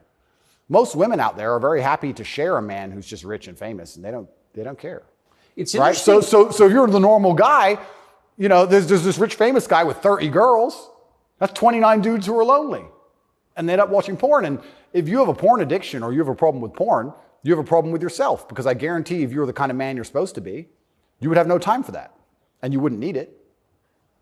I can confirm that's absolutely and utterly the case. Yeah. So the fact you even need porn shows there's a problem with you as a man. Because if you were the kind of man you could be, and I genuinely believe that any man can become anything, then you'd have unlimited sexual options and you would have no interest in that. And I do want to make this clear to the world, because there's a bit of a misconception about my story. My father was in the military, and then he left to become a professional chess player. He was a traveling chess player. You don't make money with that. My mother and father broke up at age 9. We moved to England purely because you get more help from the state. I was raised on welfare in Marsh Farm, which is the worst area of the worst town, Luton, with the highest crime rate. I went to a school with a 4% pass rate, single mother household effectively. Started from absolutely nothing, became a kickboxing world champion. Your mother was English? English, correct. So I started at the absolute lowest echelon of life, and I would like to consider myself somewhere near the top now. I've been through absolutely every stage. So when I say to men, you can become anything you want, and my answer to you is masculine excellence, there's no other answer. I can't tell you how to rig the game and cheat the game. If we're all racing a race and I have a Ferrari and you have a Nissan, I mean, sure, you can get a bit better at driving, but you're probably going to lose. You have to get a better character to play this game of life. So that's why I preach masculine excellence, because for many of the world's problems today, porn, sexual access, being respected by your peers, making sure that your wife's going to stay with you after the children are born for a very long time. That's right. Being happy, anything. It all comes down to who you are as a man. The only answer is masculine excellence. There's nothing you can do besides hard work, accept the trauma and pain and suffering, and work harder than everyone else around you worked. And that's why porn's a problem. So I will genuinely say to any man out there who finds himself loading up that website, go take a look in the mirror and realize why no one wants to fuck you. Fair. And I said this to guys before. If you were a girl with all the choices she has, would you choose you? Think about it. And if you're honest with yourself, a lot of these guys, if they look in the mirror and go, you know what? No, I wouldn't choose me. Work out why and do something about it. Absolute and utter self-accountability. This is something that's also missing. I take accountability for everything in my life. Even going to jail, although it was unfair, although it's a matrix attack, although it's garbage, it was my fault. I sat there and go, what did I do wrong? How can I learn from this? Where is my part to play in this? What did I do? Because my actions are what I have the most control over. I have self-accountability for everything. If a woman doesn't want to sleep with me, I don't sit and say, women are this way, society's that way. I just sit and say, okay, why? What can I change? So any man who's loading up porn needs to go have a long conversation in the mirror and realize that he's not desirable or as desirable as he should be or could be. I come from absolutely nothing. I'm mixed race. My father was black and my mother's white. So statistically, mixed race, single mother household, bad area. I ticked every box to end up in jail. I ended up in jail for the wrong reasons. I guess You fulfilled your destiny. can't escape statistics. I ticked every box to be a delinquent. And I refused to be one. I absolutely and utterly refused to be a delinquent. I said, no, that's not who I want to be. I want to be a superhero. And I know the only way to be a superhero is to, one, suffer, like Batman did, his parents died, and two, work hard. What does your mother think? My mother's exceptionally proud of me. She still worries because mothers worry. But even when we were in jail, she said, well, I know you're both strong. So, like, she knows she has men. She knows she has, That's pretty great. Yeah, of course. And I think that's what, I believe especially also, I think a man has a duty to his last name. I think we carry the last name. We have a duty to our last name. I am a Tate. I am my father's son. The reason my father is discussed so heavily is because of my monumental success. I keep him alive via my success. I would love to think my son does the same thing. Yes. They will talk about my son in a way where they're so interested in his life path that I must be discussed by extension, and then I live forever. So I have a duty to Tate. I have a duty to my last name. I must perform. And this is what I said to my mother on the phone. I'm a Tate. It's fine. Oh, but the conditions are bad. Yeah. That's life. And even as a man today, you're waking up, you want to load up a porn website. You should have respect for your last name. And you should sit and say, is this who I am? Is this what I do? A lot of this comes down to the things we discussed at the very beginning. Self-respect, honor, dignity. Well, you have no dignity? Well, I have too much dignity for that shit. And a lot of these men have no dignity, no self-respect, and it's all an extension. It extends of why they're never going to be who they could be and also what they do to cope with that. And yeah, porn is a coping mechanism. What do you think of women? I think women are some of the most powerful people on the planet, firstly. A lot of the conversations we're having, most people don't understand that women are the gatekeepers and women are the ultimate judges. Women are the ultimate judges, especially of sexual access, right? So when I say that maybe 40% of the letters I got in jail were from women, just love letters. Perfume on them and kiss marks. And the traditional masculine role is still respected and loved by so many women. If you were to ask the average woman on the street who hasn't lost her mind what she wants in a man, she would like to be financially provided for, physically protected. I love women. I think they are the most powerful and precious things on the planet. They give life. But I believe that when you love a woman, you should want to protect her and provide for her and take care of her. I don't believe you love a woman by wanting to do everything she says and cucking to her. I don't believe that because I love women, I should have no standards on what I expect in a woman. I don't think loving women is sitting there going, a woman can do whatever she wants to me and I put up with it. I don't think that's loving women at all. I think loving women is saying, I'm going to be the best man I can be. And the only way I'm going to be a good man is with a degree of standard. And I'm going to be the best man I can be for you. And when I say these things, I get attacked for being a misogynist. Because Well, how is that? I think misogynist means someone who hates women. Correct, because I have conversations with women who are, let's say I've done some podcasts with women who are very promiscuous. And I've explained to them that since the dawn of human time in every single society across the planet, promiscuity in females has been frowned upon. Yes, that's true. It hasn't been frowned upon in men, but it has been in women. I explained In a big way. In a big way. In many parts of the world to this day, you can't get married if you're not a virgin. I'm not saying all women should be virgins. I was explaining to her that female promiscuity has always been hated. In every holy book, it's disliked. You've bought into this new think for the last 10 years, and you seem to think it's empowering. And I would argue that it's not empowering. And I sat there and had a conversation with this promiscuous woman, and I said to her that she is doing herself a disservice, and she's dishonoring herself, and she's never going to be happy or fulfilled jumping from bed to bed. And I was told that this makes me misogynistic because women are empowered and they can make whatever choices they want, and I'm insecure to believe that a woman who slept with 300 men is somehow changed mentally, and her ability to bond and love a man has been affected by that. But it is. That's true. Well, unfortunately, you're going to end up in a Romanian jail cell for being a misogynist. No, I mean, I love women. And so I've seen it, and that is true what you said. The thing that's interesting is that women intrinsically understand this. Yes. Because if you see a woman dislike another woman, what's the first name she calls her? Slut. It's the first thing a girl says to a girl she doesn't like. It's the biggest insult that comes to her mind is that she's promiscuous, right? So it's interesting, but I've been called a misogynist for that. And then I've been on the internet for a long time. I've made some jokes. I've made some videos, and people don't understand satire or comedy. There's one that they keep repeating. I made a joke. Next to my bed, I had a Glock, like many people do, and then I had a knife next to my bed, and there was a comedic skit where it said, "The girl caught me cheating," and she picked up the knife, and I slapped it out of her hand and said, "You still love me?"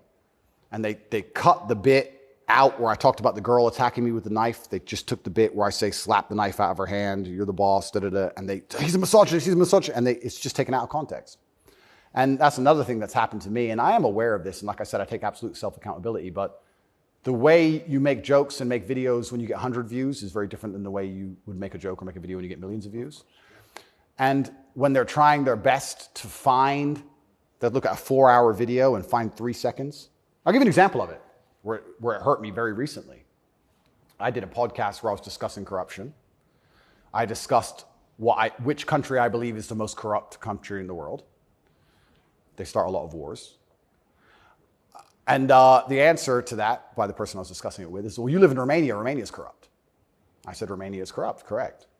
But I don't think there's certainly corruption, but they don't start monumental wars which end up in millions of deaths. I would argue that their corruption, because a policeman stops me and I can bribe my way out of a parking ticket or a speeding ticket, is far less destructive.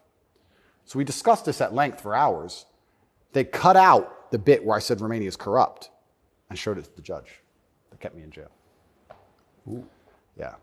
So, and that's my problem in a nutshell. Long format content. People will find a little bit, edit it up, and try and attack me with it. And that's where this whole misogynistic things come from. It's either from me arguing with promiscuous women on podcasts designed for promiscuous women to argue their point, and I destroy them so flawlessly that I'm a bad person, or something taken out of context. And it's insane because, like I said, the amount of support I get from women is actually monumental. The amount of mothers who write to me and say that their son's doing better than ever. The amount of women who write to me and say that their boyfriend's doing better than ever. The amount of women who love me and just want to meet me. This idea that I'm hated by women is probably the biggest lie about this whole story. I don't want to brag, but I can assure the world that's absolutely not true. I had thousands of letters of support from women. In fact, there was one girl, never met her. She would play love songs from her car outside the jail. So she'd put the music on and play love songs. And I managed to tweet out via my cousin the songs I wanted to listen to. Whitesnake, Is This Love? And she'd play them for me. Never met her. Don't know who she is. So you're in a Romanian prison cell requesting Whitesnake on the radio in the car outside. Correct. And some girl would pull up and put kind of a surreal moment. Put her speakers on full and play me my love songs for a good 3 or 4 minutes before the police would come and make her move. I got a song a day. But yeah, this idea that I'm universally hated by women is insanity. That's not true. So you said you're a mixed race. Your dad was black, your mom was white English. What do you make of the race conversation in the United States? I think it's they're trying to put fuel on the fire, and they're deliberately trying to accelerate division. This is what I believe. I think that if a black billionaire and a white billionaire meet somewhere, I don't think there's much conversation about race. I don't think... No! I don't think there's any racism. No. Interesting, no? They're not that interested in the topic, actually. They don't care. Right. Right? But amongst the lower echelons of the populace, they seem very interested in trying to turn us all on each other. Yes. I wonder why that is. And I wonder why they deliberately make laws and push media matters which are designed to do exactly that. I wonder why that is. We can sit, and I have my own theories. But I think what certain people in the world would be most afraid of is the white people of a certain economic class and the black people of a certain economic class shaking hands and saying, this is bullshit. I think that would be very intimidating for them. So it's certainly accelerated. And it's also very interesting because as a mixed race person, I will also sit and state, I don't look particularly black. Most people can't guess where I'm from. I've had more discrimination against me for being a straight male than I've ever had for my skin color. I've had more people look at me or have problems with me purely because of my sexual orientation and my generally masculine essence than I've ever had anybody say anything about my skin color ever. And I'll also say, if somebody has a real problem with my skin color, who cares? If someone's that ignorant, who gives a shit? Like, it's also, I do find it amazing they manage to psyop people into being so brutally offended by it. If someone were to come up to me and say, you're not white, I'd say, correct. Have a nice day. Who cares? It's amazing how they've got everyone wrapped up in this. But yeah, it's certainly accelerated. And another thing that's very interesting about it, especially in America, a lot of Americans are insulated to, I feel like, world history. Yeah, I've noticed. You know, they're like, oh, slavery, slavery, slavery. Slavery was everywhere. Every country had slaves. Arabs had slaves, the Chinese had slaves, Aztecs had slaves. Everybody had slaves. The American Indians had slaves. Everybody did. A lot of slaves. Correct. And they're like, oh, we've been enslaved. Everyone was enslaved. Unfortunately, the world wasn't such a nice place, right? And there's been ethnic divisions in every single country on earth since the dawn of time. There still is in many countries in the world today. They believe this is a uniquely American issue. And I would strongly argue that, one, it's completely and utterly not.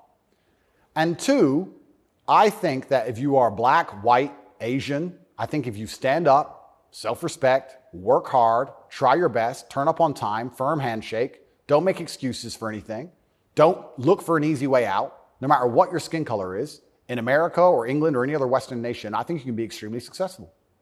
I don't think anything's stopping you. That's not the message you get from, say, Kamala Harris, who's also mixed race. Her dad was Jamaican, her mom was Indian. Yeah.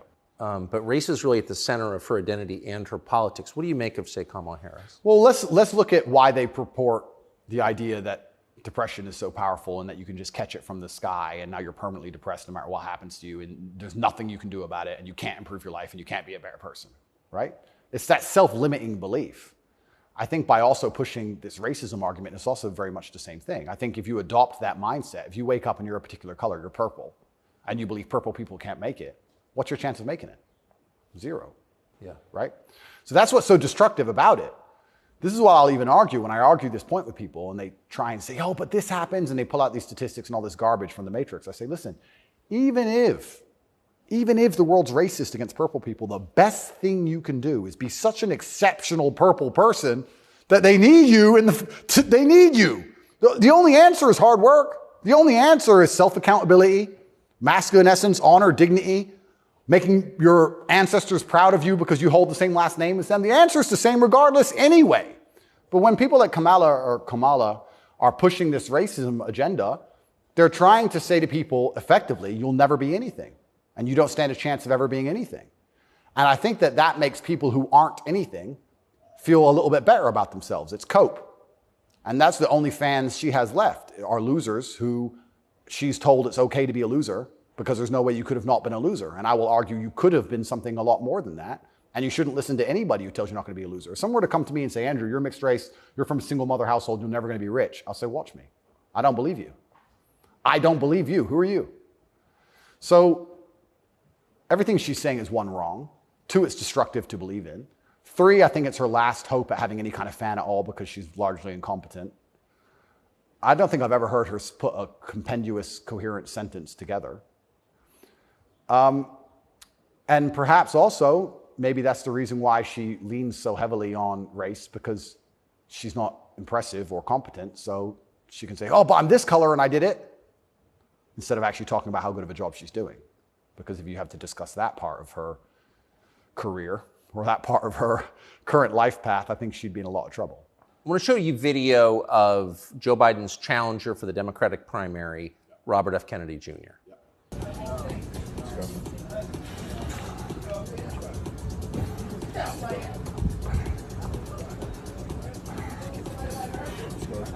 Six. Run it. Let's go. Up. What do you think of him? I think a strong body is a strong mind. I don't think there's anything wrong with a man exercising up until the age he dies. Why wouldn't he? I think that the bottom line of masculinity since the dawn of human time has been a propensity and a capability for violence. I think that's what makes a man a man. I don't see any possible negative connotation with being in good physical shape. I think that's a fantastic way to show discipline, which is very important in any man who's important, especially a world leader. In fact, I love the idea of an elected world leader being in fantastic physical shape. I think it shows that they're a motivated, disciplined person, and I have a lot of respect for him for that. And I think that in the military, we make it mandatory, right, to be in fantastic physical condition. Yes. So why wouldn't we have it mandatory for people who are in charge of the entire world? I think it's fantastic. The President of the United States seems to be failing physically. As you look back at the country whose passport you hold, at the president, what's your reaction? Well, sometimes, and it's not very often, I consider myself ignorant, but I feel like there must be some magic I missed, because wasn't he the most voted for president in history? Oh yeah, billions of votes. Yeah, there must be some magic I just can't detect, Tucker. I don't want to. More than Barack Obama. 81 million votes. It's insane. And I mean, Barack, yeah, sure, he was very intelligent, articulate. Yep. He was concise and compendious with his ideas. He could make you understand how he thinks. Yes.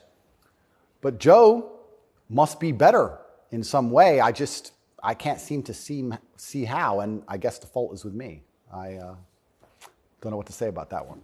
It's one of those lies that's so ridiculous that you're just like, okay. He got more votes than Barack Obama. Shut up, he did. Shut up. Excuse me. I want to get your take.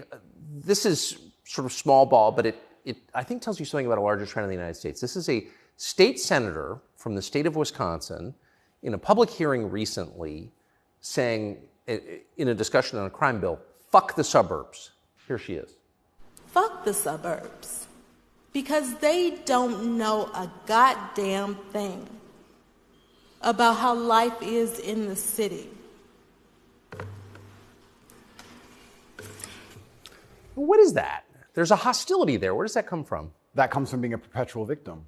That comes from being told that everything that's happening to her is not her fault and she has no self-accountability. Even though she's managed to become a senator, somehow she's still oppressed. And that means that everyone else who looks like her is also completely and utterly oppressed.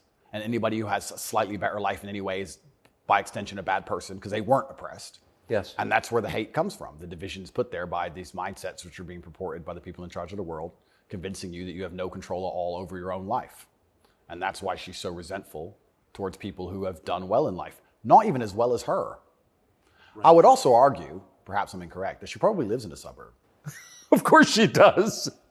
So she's a hypocrite on top of that. Yeah. But hypocrites are, the fantastic thing about being a hypocrite is if you're a hypocrite with a little bit of power or influence, you're allowed to be a hypocrite because you're spreading information on the larger problem. In fact, this is actually interesting. One of my funnest things, I'm going to announce this here on your show for everyone to know. This is a world exclusive. I want to become a climate change activist. Because when I was younger, people would say, what do you want to be when you grow up? Do you want to be a fireman? Do you want to be Batman, et cetera? And I wasn't sure what would really make me happy. But now I'm ultra wealthy and I fly around on private jets all the time. I think that now is the time for me to become one of those hypocritical climate change activists. 100%. It's going to be super fun. Well, as your carbon footprint grows, your concern about carbon footprints grows. Absolutely. Eat the bugs. Sell your car. How dare you eat meat? On my jet, of course, I have meat, but I'm allowed to be a hypocrite because I'm spreading awareness for the overall problem. It's for the greater good. It's for the greater good. I have to get to the climate change activist meetings. So, which happened to be in Switzerland, I noticed. of course. So, although I'm flying on, well, before this arrest. They're never in New Jersey. Never. So before this arrest, I was on about 3 or 4 jets a week. But every single time I was flying on my private plane, I was extremely concerned about the carbon footprint. Of course you were. And so I am now a climate change activist. I just want to let the whole world know. Because once you get to a certain level of power of influence, you're absolutely not really allowed to be a complete hypocrite. So you're allowed to live in the suburb and then tell everyone, fuck the suburbs, and pretend that you're oppressed when you're a senator of the most powerful nation on the planet. Because it's a logic fail on every level. So one of the human activities has got to produce the greatest carbon footprint is, I would think, war, right? I would think so. Diesel-powered machines, munitions going off. So I was a little bit surprised to see Greta Thunberg with Zelensky this morning. What's interesting to me is this. Firstly, I would never kill myself. Secondly, imagine these people are so detached from reality. Imagine going, you know what we need to do? Brainwave. We need to drum up support for this garbage. Let's take the most loved woman, Greta, and the most loved man, Zelensky, and let's make them meet. Think about the PR. Let's bring a camera. And imagine people sitting around a table going, that's going to really make people support this. Who gives a fuck? I don't want to swear. I'm sorry, but some young girl turns up to a war zone who has nothing. Why is she there? What are they going to talk about? I don't know. But what's their conversation? I think she only yells. I don't think she does talk. I don't understand. Is she going to talk about how the childhood has been stolen from all those million Ukrainian men who have been blown to pieces? Like she talks about childhood being stolen because we drive, cars? I don't think she is. I don't think she's going to mention that. No. Is it just a big PR opportunity? Like what PR team came up with this concoction and thought, this'll keep them on side? It's mind-bending to me who even thought this was a good idea. It's crazy. But of course somebody did. Somebody thought it was a fantastic idea. Have you ever met Greta Thunberg? No, but me and her have had some internet arguments.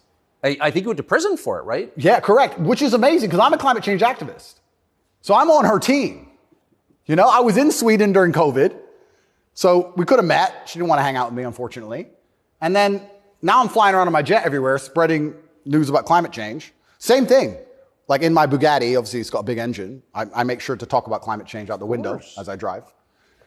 But I'm on her side. She doesn't seem to be very You yell at the serfs as you pass about climate change? Yeah, don't eat meat. Eat the bugs. What's wrong with you people? You don't care about the earth? Like, if you don't start caring about climate change, all those politicians with beachfront property are going to lose their houses. Yes. And they're very concerned about climate change, which is why they bought their houses on the beachfront, so they can be the first to let you know it's coming. The early warning system, right? They're very concerned. That's why they want to be right there on the beach. Quite honorable if you think about it. Kind of on the front lines of the climate crisis. Absolutely. Lead from the front. So good. But one more point about this. Sorry to go on and on. No, I love it. But when I say these things, people, you don't care about the environment. And I try and explain to them, I love nature. You love hunting, fishing. You love nature. I love nature. Passionately. The problem with all of these things is not that I don't like nature. The problem is that nearly any issue which appears to be virtuous on the planet today is Trojan horsed with garbage. That's the problem. I have no problem with fixing or maintaining or preserving nature. I have a problem with them telling me I have to maintain nature, them Trojan horsing my bankruptcy into the middle of it, knowing that nature won't be fixed, then telling me it's about nature and telling me I should agree with it. That's my problem. There's nothing left on the planet, no issue, which isn't Trojan horsed with absolute garbage. Yeah. And if you're going to sit there and tell me that I need to give more money to the government to stop the sun from being hot, I'm going to argue with you that I'd rather keep my money. Thank you very much. Yes. So this is the problem with all these issues. It's nearly anything. When I argue against them, people are like, you don't care about the issue. I do. But you're not smart enough to understand that the legislation around this issue is so large, it hasn't even been read by most of the people voting for it. Yeah. And there's something in the middle of it which is going to damage every single person's life, which has nothing at all to do with the issue itself. And most people don't understand that. They co-opt people's best instincts. Their love of nature, which is a virtue, of course. Yep. Their love of their neighbors during COVID. Don't you care about your neighbors? Oh, completely. Of course you do. And your grandparents? I revere my grandparents. Of course. And you're a bad person if you resist. I was a terrible person for going to Sweden. You're a very bad person. You don't care about anyone else. And that's how they do. It's weaponized virtue. And my opposers, every single virtuous thing that comes out of their mouth is never from a place of virtue. It's from a place of hate. Yes. It's weaponized. And also, and I don't talk about this very often, but people can go right now to tatepledge.com. I donate $25 million a year to feeding children in war-torn countries, especially in the Islamic world, because that's where a lot of the war is. Nobody ever mentions that, ever. Nobody mentions any of the charitable work I do. Nobody mentions any of the lives I save. Nobody mentions any of the people who support me. They don't mention anything at all. They just come along and say, you're a bad person. And I say, well, if I'm a bad person, let's talk about the things you've done to genuinely benefit humanity, besides sit on Twitter and talk shit. Have you ever done anything for anybody ever? Are you capable of doing anything? Because the things that make me a bad person, right? You don't like me for my principles and the fact I stand up for myself and the fact I have parameters and I say no, everything you hate about me. Those are the things that allow me to even do good in the world. If I was like you, mush, goo, I couldn't even help anyone. If you had to help someone today, how could you even do it? You're broke and you're lazy and you're stupid. You can't even enlighten anybody. You can just spread hate. How is that helping the world? These people are a net negative. Genuinely. And that's what's so crazy about being attacked for your morality, like I'm being now. And when you're a good person in general, they attack your morality because the people who are attacking you are absolutely and utterly immoral. The ultimate hypocriticism. Ultimate. Even more than my private jet climate change stance. So it's certainly unique. I do like to believe, though, we're entering a new stage of consciousness. I do like to believe, at least from 10 to 15 years ago, more people are, I think COVID woke some people up. I do like to believe the MSM credibility is tanking in real time. Trump helped massively. Fake news. 2 words. Before Trump, when did you ever hear fake news? I didn't really hear it that often. No. Fake news, fake news, fake news.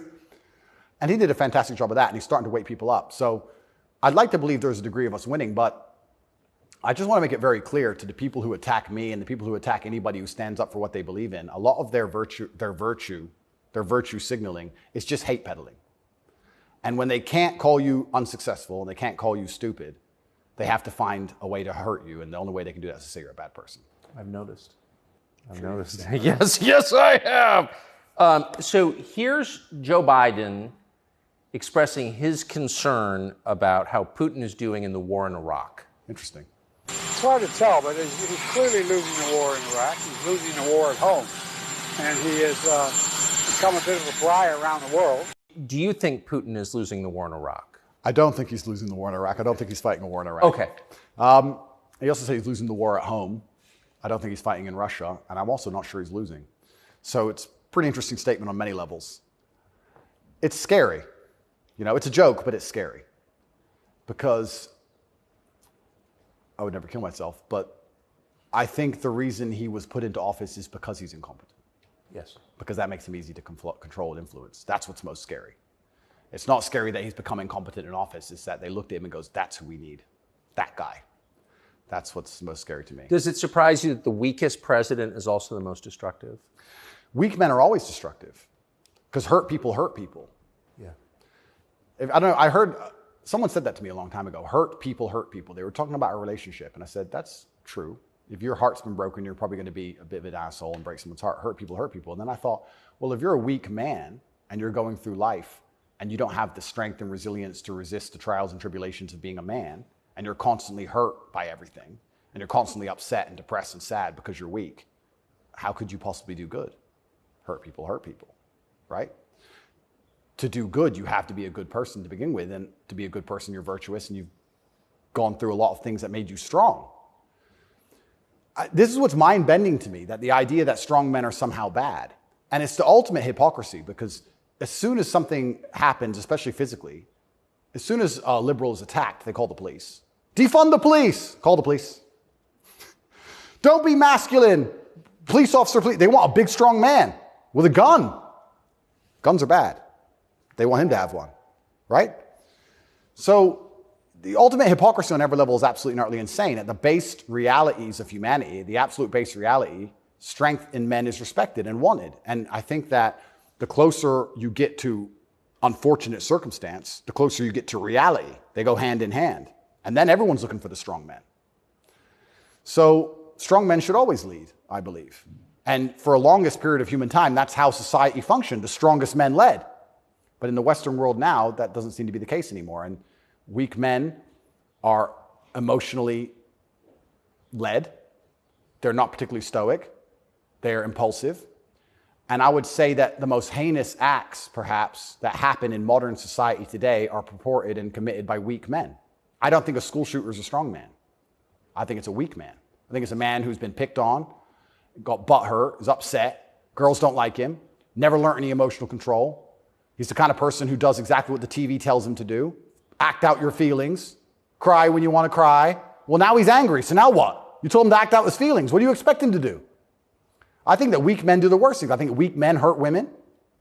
I think weak men rob stores because they don't want to wake up and work hard and go to work and do it the honorable way. It's a weak man who goes and steals. It's a weak man who beats the shit out of a girl. It's a weak man who shoots up a school. This is all weak men stuff. And society as a whole is telling men to be weaker and weaker, saying it's somehow the solution to everything because being a man is toxically masculine. Being a strong man is bad. It's toxically masculine. To be a good man, you have to be a very weak one. Well, look at the most heinous acts that are committed in society. Show me a strong, honorable, virtuous man of principle who's doing any of this stuff. So weak men commit the atrocities in this world. Absolutely they do. And it's weak men who also attack anybody of virtue because I think when you're weak, you're intrinsically unhappy. Yes. I don't think as a man you can be happy if you're weak.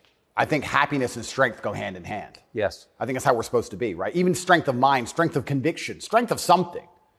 If you're weak, you're going to be miserable. So I do find satisfaction in the fact that most of the men who truly dislike me are miserable and weak. And also, like I said earlier about women being gatekeepers, women are fantastic. Women are they're like a barometer for society. I would say you can measure the strength of a society or the virtue of a society or how decayed a society is largely by the actions of many women. I'd like to argue that point. I can argue that point in many different ways. But women really want their man to be strong. Of course. They will punish you for being weak. And I'm not saying you can never cry to your woman. I'm not saying you can never open up to your woman. But there's going to become a time where she expects you to just be capable. There's a problem. And even if you don't know how to fix it, your job as a man is to say, I'll handle it. Even if you have no money and no hope. And to go find a way to fix the problem.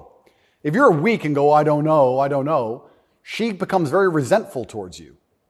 And she'll punish you for that weakness. And I think what she's trying to do on an evolutionary standard is inspire you to man up because it's your job to protect her, isn't it? Of course. So if she sees you and looks at you and doesn't see you as a man who can protect her, she can't respect you. So every survey of female happiness in the West shows just a straight decline since about 1970 till now. Women are becoming less happy in the West. I think it's very obvious. What accounts for that? How can you be happy when all the men around you aren't men, right? We are the most beautiful union that God has possibly created on the planet. A feminine woman and a masculine man. It's the most beautiful union that can possibly exist. It raises children the best. Both parties are happier. Both parties gain. It's a net positive for everybody. There's no negative. There's no downside. But if you destroy one side of the equation, then the other side is going to be completely and utterly miserable and unhappy. How as a woman can you be happy if you can't find a man who you believe can protect you, provide for you, sticks up for you, has morals, has principles? There's none of those men left. So then what they do is just go from man to man trying to find it. And by the time they've been through enough men to maybe find someone semi-close to it, they've been through too many men to ever be happy. And then you have the absolute destruction of Western society. We talk about why men don't get married anymore. I can tell you why I wouldn't want to get married in America. I don't see the point in being married to a woman who's had so many partners before me that she can't properly pair bond with me and then giving her the opportunity to financially destroy me. I think that would be a bad chess move. And I do believe in marriage. I think society would be better if everyone was married. I'm saying that if you're living in an immoral society, being a moral person, if you're not careful about it, you can get wrecked. If the game is rigged, you have to be very careful if you play it. So how do we encourage men to get married? Well, they need to be worth marrying, but so do the women, right? So everything's decaying on both sides. Everything's spiraling. One of the reasons I also got called misogynistic, and I'll say it here, I argue the point that for the longest period of human time, evolutionarily, women had to adopt and find a way to take the ethos of an opposing tribe perhaps quicker than a man could because of war. If the men would fight and a tribe lost and the women survived, they had to change how they thought to fit in with the new tribe to survive. Yeah, because they'd be carried off. Because they'd be carried off. Of course.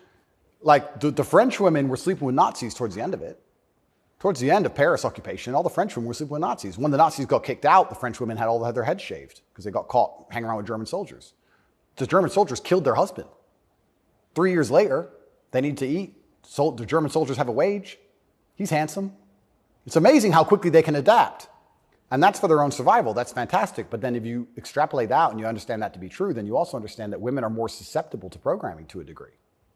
I got called misogynistic by saying that if you sit 100 men and 100 women down in front of propaganda, I believe that women are more likely to believe a lot of it. I think a lot of liberals are female. They're more emotional, and it's easier to convince them of something if you use an emotionally led argument, right?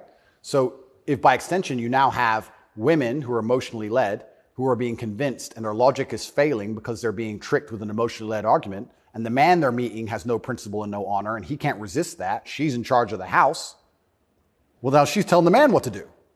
Right? If I would have come home during COVID and my woman said, you need to wear a mask, I'd say, no, I don't. End of conversation. Where if I was a simp, you need to wear a mask. Okay, baby. Don't. All right. So the women are also largely in charge of the psyop because the men are so desperate to get any kind of connection with a real person and avoid the porn screen.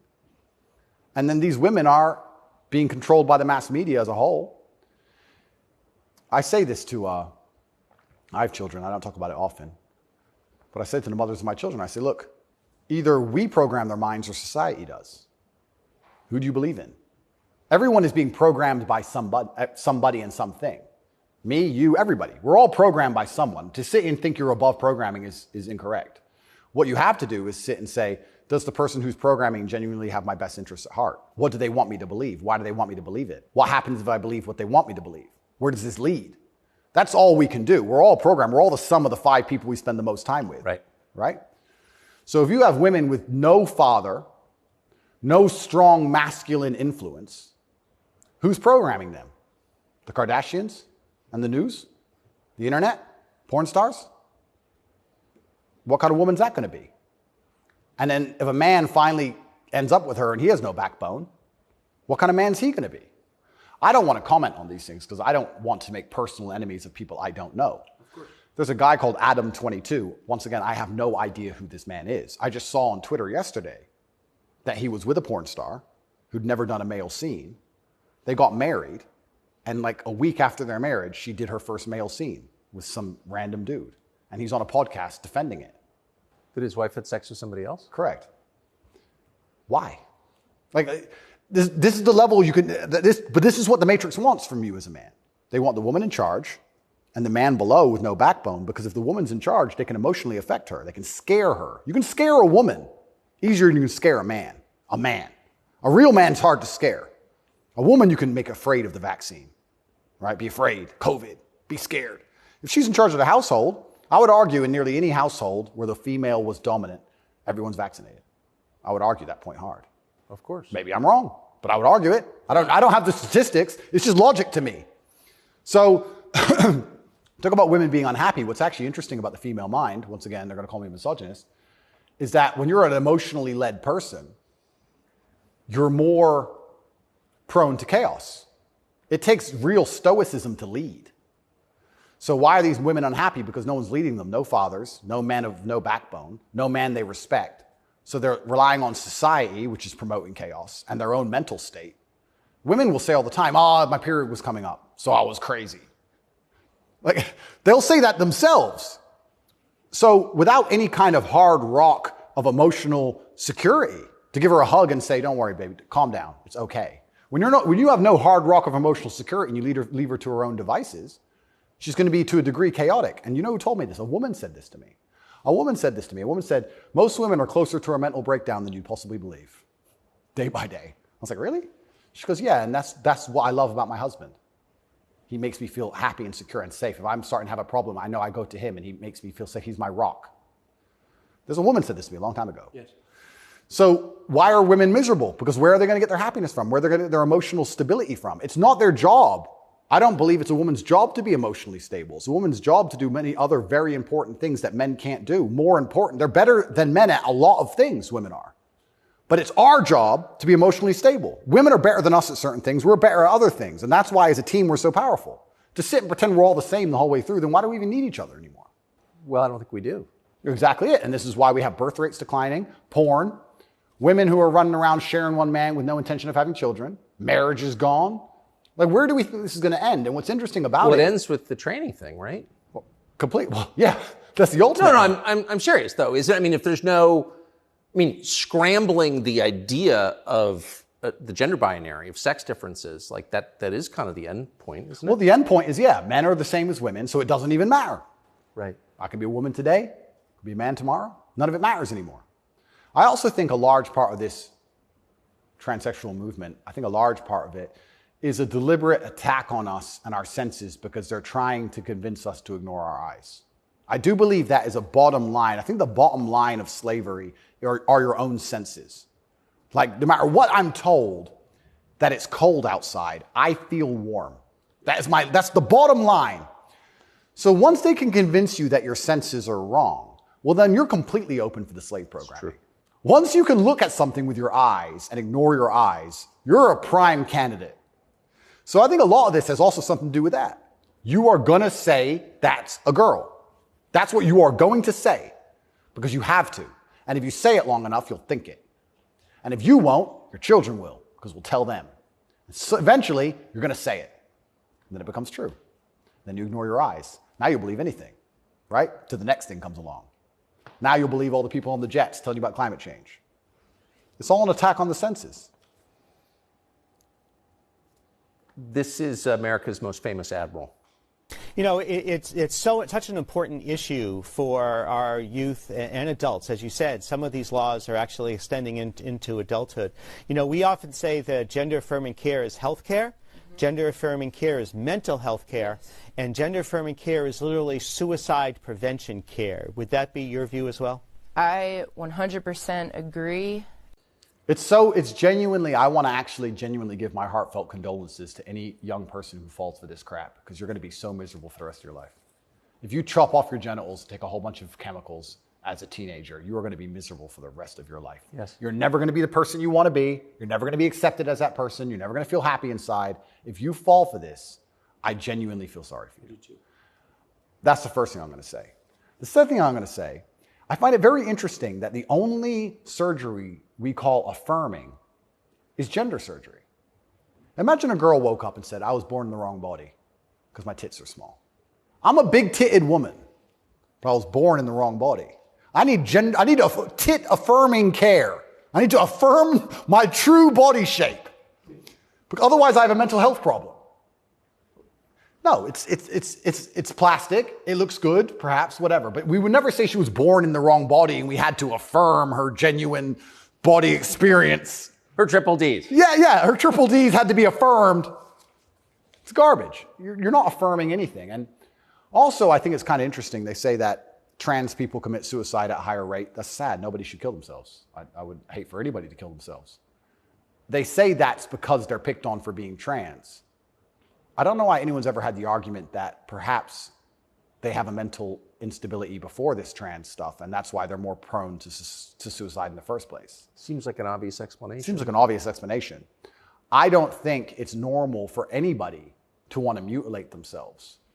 I think if someone were to come to me and say, I really want to cut my hand off, I would think they had a mental illness. Why? Don't like it. What do you mean you don't like it? I don't like my hand. I don't want it.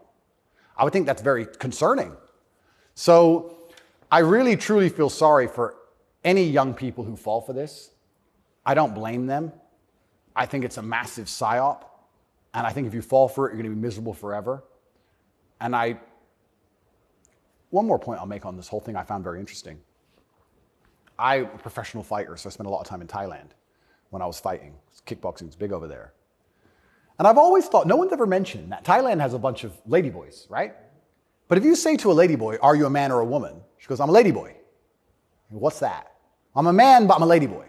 They don't see themselves as women in the real sense of I am female. Right. They don't want to compete against women in sports. They don't want to pretend they can have kids. They don't talk about having periods. They're like, oh, I'm a ladyboy. It's like kind of like a in between. It's got its own thing. India has the same. Yeah, it's fine. Nobody over there is genuinely arguing that they are actually female. Only in America are we doing that. And that's what's the craziest thing of all. Even if you truly, truly believe you need to change gender, and you truly believe it's the right path for you, and you believe you're not being psyoped, and you believe you're going to be happy, and you believe you need to mutilate yourself, that's all fine. But then to come along with the hubris and arrogance to tell me that I have to pretend you're something you're not, yes, biologically. That's right. That's absolutely not really arrogant. You can't tell me what I have to call you, right? I'm allowed to come to my own conclusions and opinions. And the whole point of being a human is that we've gone through life long enough to identify patterns. Imagine humans didn't identify patterns. One person went and got ate by the lion. You watch it happen. Then you go for a turn. Like, no, you work out over time. Don't go near the lion, right? If I look at a person who's 6'4", muscularly built, right, with a big jaw and a beard, my brain and my life experience tells me that's quite often a man. That's very often it is. Very often. That's the conclusion I've come to.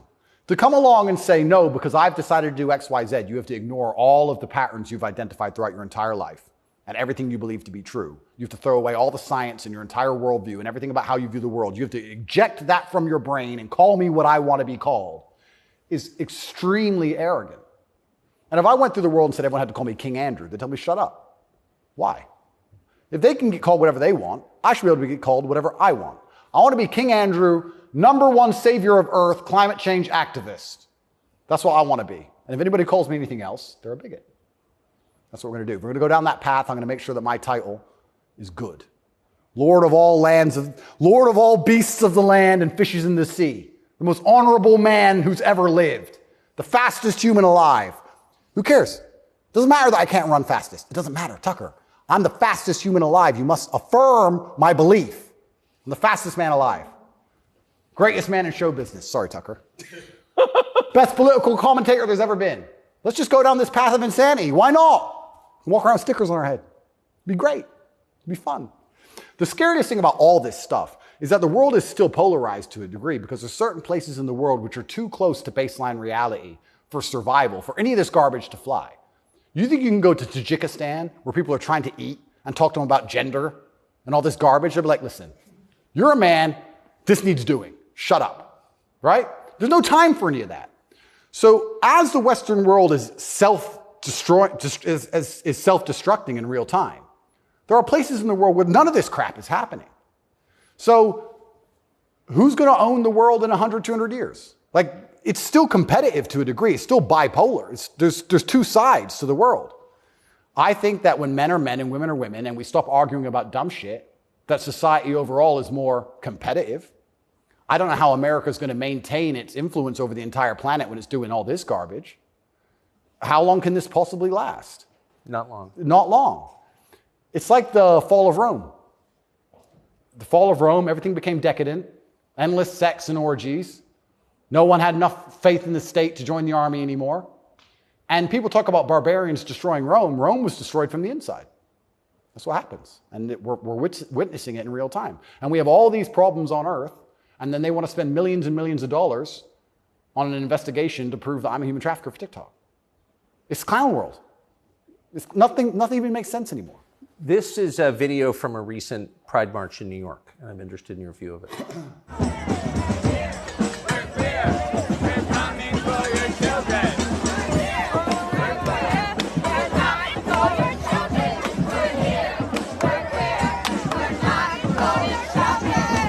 So I have a few points on this. The first point is that it is an unfortunate reality, and I'm not going to be called a bigot. I'm going to talk about the reality that the homosexual community cannot reproduce in and of themselves. So for them to have a community into the future, they do need your children. That's how they think. For there to be a homosexual community in 100 years from now, they need straight people's kids, because only straight people have children. So they're telling the truth. That's the first thing. They mean what they say. The second thing is, I think a lot of this is an attention grab by them. I think they are slightly disappointed in how tolerant many people actually are. I have no problem with gay people. I don't care. I'm gay. Cool. I want to get married. Fine. I'm going to wave my dick in your kid's face. Wait a second. Yeah. They push it to a point where we have to react. And then when we react, they say we're bigoted. Children are innocent, and destruction of innocence is one of the most disgusting things on the face of the planet. It's terrible if a child is killed in a war. It's terrible if a child's mind is warped by any propaganda mechanism. They're innocent. What I don't understand is why, imagine heterosexual men walking around naked saying we're coming for the children.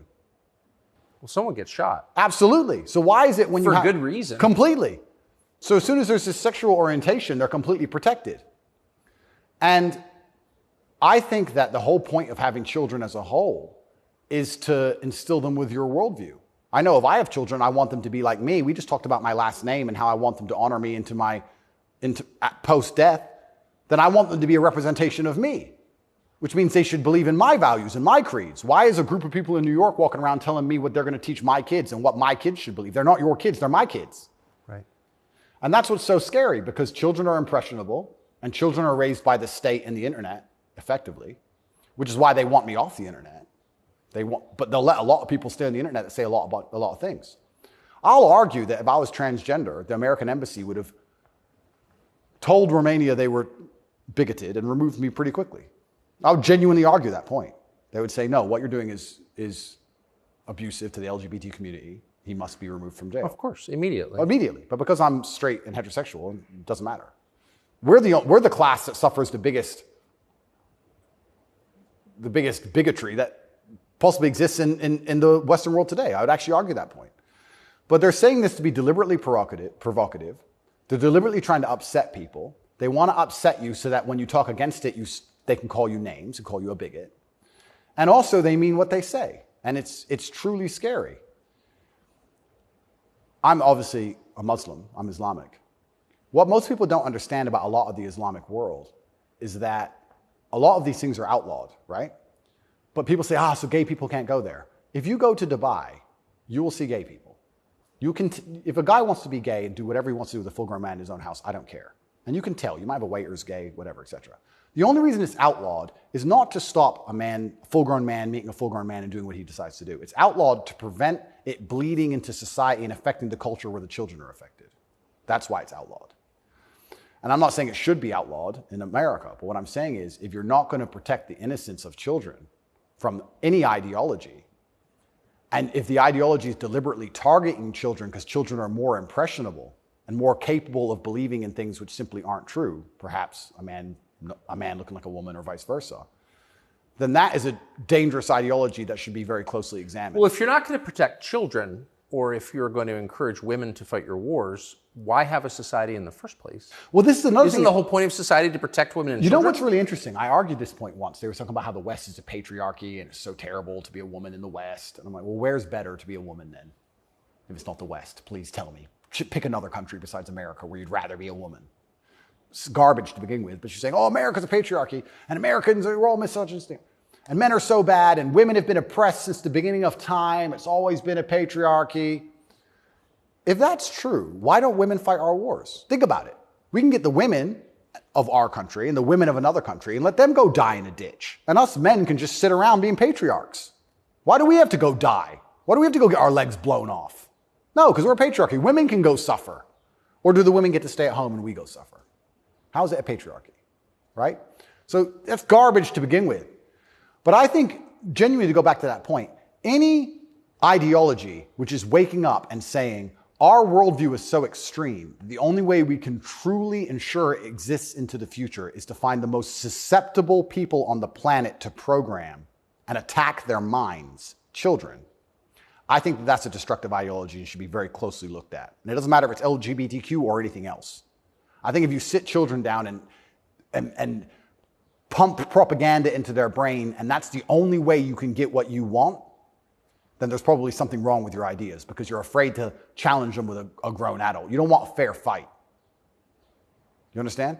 They don't want a fair fight. They want to sit with a child who has no idea what he's talking about and tell him that men are women and women are men and vice versa, and just completely confuse the poor child because they don't want a fair fight against a rational adult. And that's scary. It doesn't seem a huge improvement over, say, ISIS to me. Absolutely. That's how do you convince somebody to blow themselves up? Well, you find a young man, teenage boy, and you program his mind. Exactly. And it's exactly the same thing. They don't try and convince an older man to blow himself up because he's going to sit there and go, well, why don't you blow yourself up? And then there's an argument. You go find a young, susceptible person, right? And that's what's so scary about all of it. And it's also kind of funny that like this whole LGBTQ thing is also linked to the patriarchy, also linked to all this other garbage and all these other false narratives and false ideas. And it's these people who are attacking me saying I'm dangerous for women because I'm a misogynist. You're dangerous for women for pretending men are women. You're more dangerous for women than I am. I'm saying a man's a man's, a woman's a woman. You're saying that if I put a wig on, I could go punch women in the face in the boxing ring. Who's dangerous for women? It's insanity. And again, they have no virtue at all. They just weaponize garbage and attack you with it. But I do think that children have to at least be the bottom line for society. That's the future. And if you have children at home, you're raising them. And if you struggle to feed them, the government doesn't care. They are yours, and they're your problem and your responsibility. And you deal with all of the stress and all the worry of them being out late at night and all the responsibility of taking care of them. And you went through hell for them to exist. You don't owe their minds to anybody else. You don't owe it. So there has to be a point where you stand up and say, no, I raised this child. It's my child. That's my child. It's not yours. Absolutely. What do you make of Julian Assange? I think that it's crazy. It's the number one way to shut up the BBC, that's for sure. To mention him. Say, oh, you're a journalist. You care about journalism, do you? You care about a fair and independent story. Why is Assange in Belmarsh?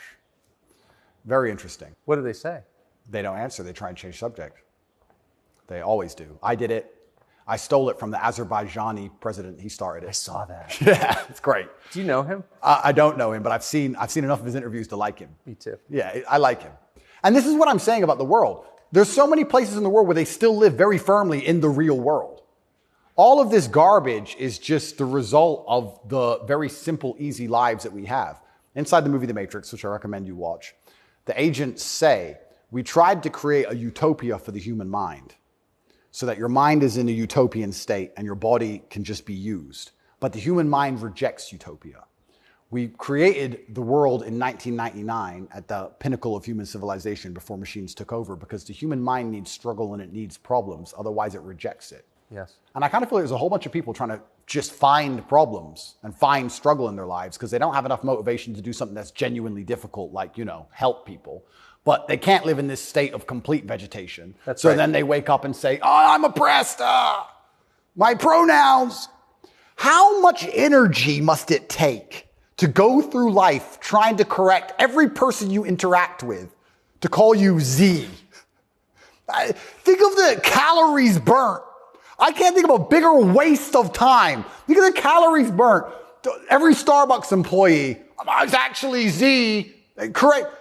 You are a moron and you are just wasting so much energy. You could put that towards something beneficial. You could volunteer. You could go to the gym. There's so much more you could do with instead of walking around and talking about Z. You sound like a dumbass. But they're just finding struggle because they don't have any actual important struggle in their lives. And that's why it only exists in the decadent West. Do you think the coming famine will change that? Absolutely. I would argue that when the famine comes, I think all these feminists will look for a strong man of resource who is stoic, who has a good network, who's capable and important and respected. It's amazing how quickly feminism disappears. In fact, there's a podcast I did called Fresh and Fit. And I did this podcast in Miami, and I was arguing about gender roles with 7 girls. And during it, they were telling me that they can do anything a man can do, all the usual things, and they don't care, they don't need a man, all this garbage. And some crazy fan knocked on the door for me, and he had a gun. He knocked on the door. You should have seen the women, how quickly they became feminists when I had to go to that door. They all completely changed. Go. Oh, the feminism's out the window. There's no feminists on the Titanic. There's no feminisms in a famine. There's no feminists at war. Where's the feminists? Go to war, right? I remember when we did that very well-planned, very thorough evacuation of Afghanistan, and all the schools that we opened for women got shut down by the Taliban. And I was having this conversation with someone, and I was saying, okay, well, you're an Afghan man, right? You've been hired by the Afghan Defense Force, and America's now left, and you have a meager wage, and America's left, and the Taliban are coming. and you're standing outside of the school with your AK, and they're coming with whatever they've got, and you're looking at the school going, do I really want girls to go to school that bad? Not really. Just put it down, you walk off. And this girl's like, yeah, but it's really important. And I'm like, yeah, it is very important. I agree. Women should have education and right the education. Completely agree. But you're also saying here that men should die for it, which is fine. I'm not saying that shouldn't be the case, but I'm saying that you should give men the respect they deserve for dying for your education. Because it's not the women who are going to defend that female school, it's the men. So if you're going to shit on men all day long and say we ain't worth anything until a war comes, and then you want us to go die? That's interesting. When the famine comes, the closer reality gets towards baseline survival, the closer we become towards our gender roles, because it's the only way we can be competitive. If you took 10 men and 10 women and stranded them on a desert island, the men would be men and the women would be women, because if they didn't, they would die. That's the bottom line. And I think that if you look at history, since the dawn of time, men were masculine, and also men, by and large, were generally ruling the society, not in an oppressive way, but in a protective way. And I think that means that makes the society most competitive. And my argument for that is that if you name any society since the dawn of human time, men were protecting women, providing for women, and basically in charge of the society. And these are societies that never met. So it can't be an idea that spread. The Ming dynasty and the Aztecs, they're pretty far away. But that's how society was most effective. And when feminists argue with me and say, we need a society run by women, I say, well, that's never, ever happened. And if it has happened, they got destroyed so quickly, they never had a history. We can't even name one.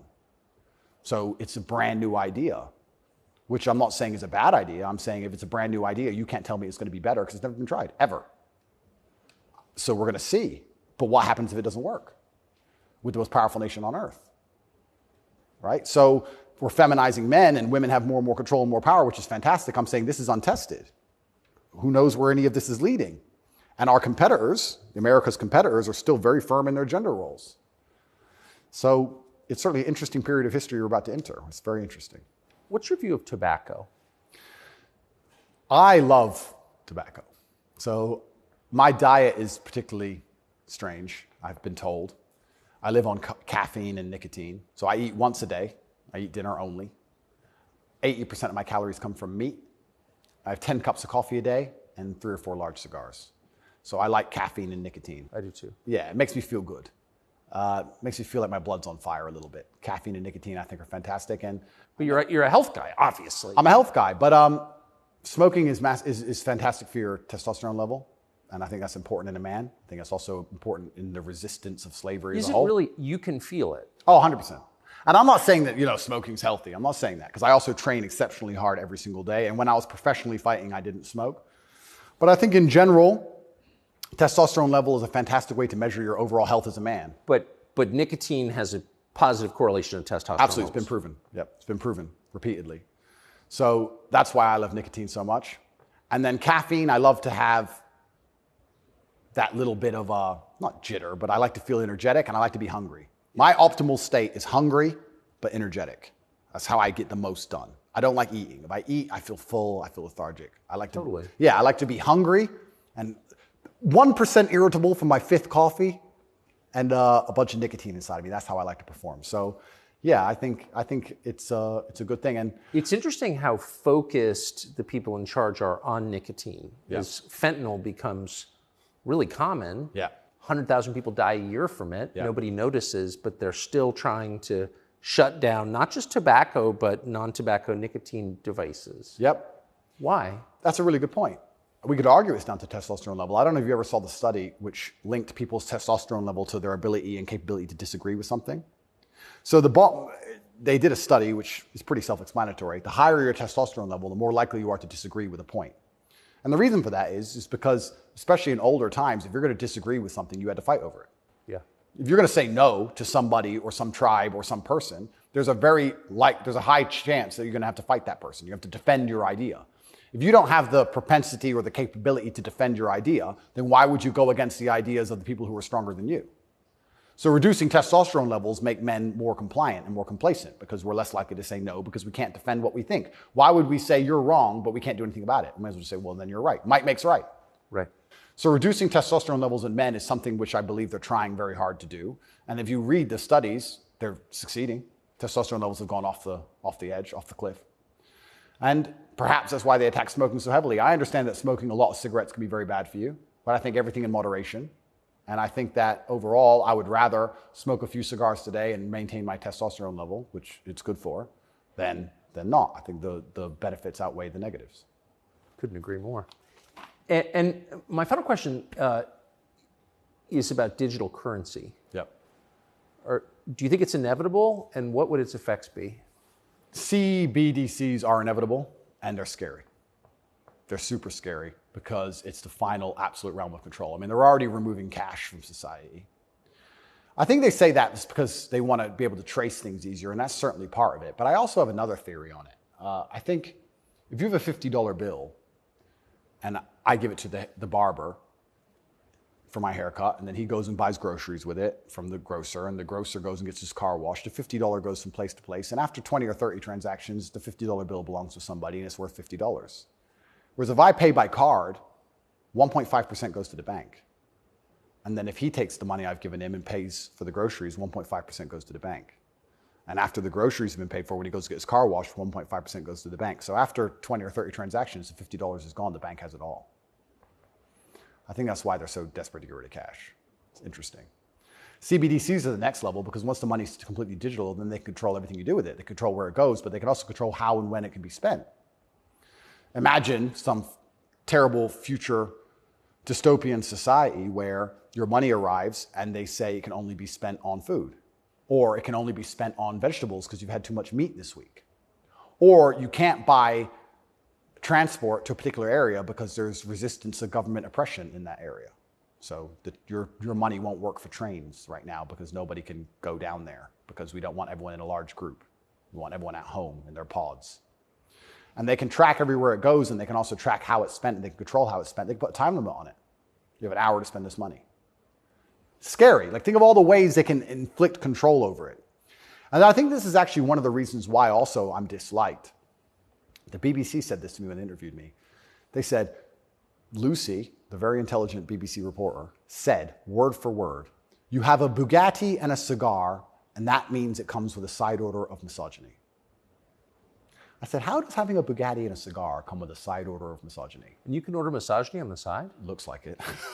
It's like a sauce. And she repeated it because she couldn't.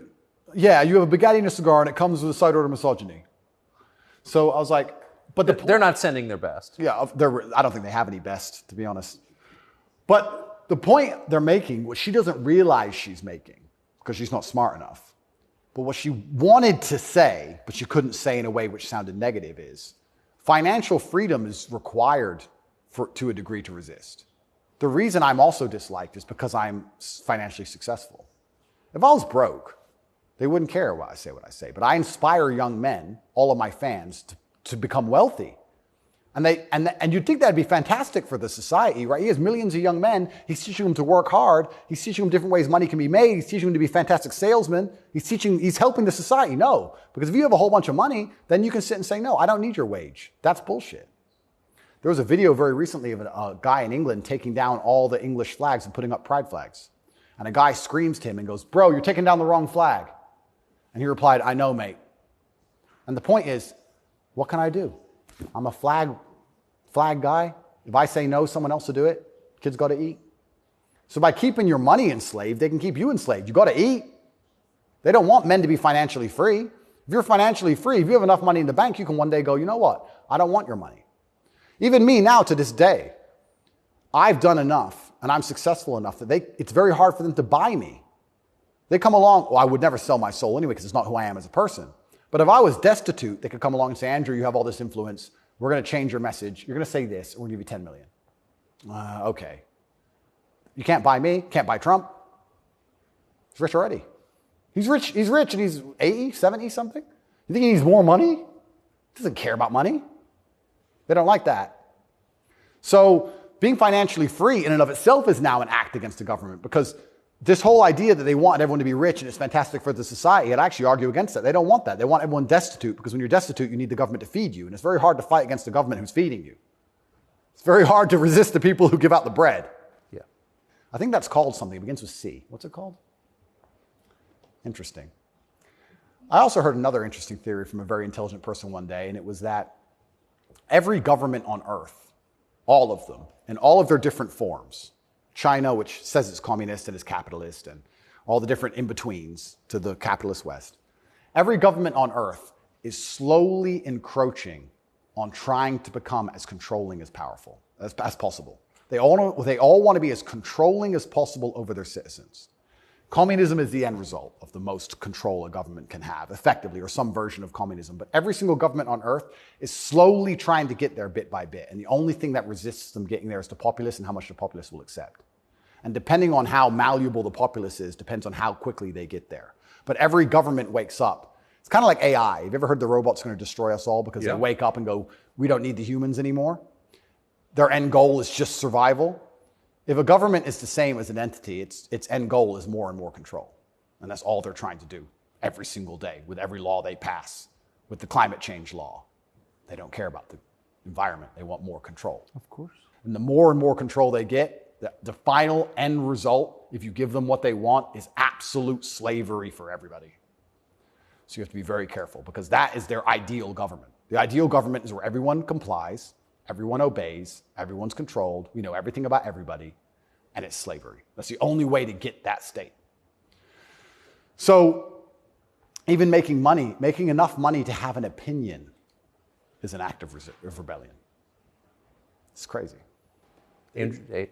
Thank you very much, my friend. Amazing. Thank you.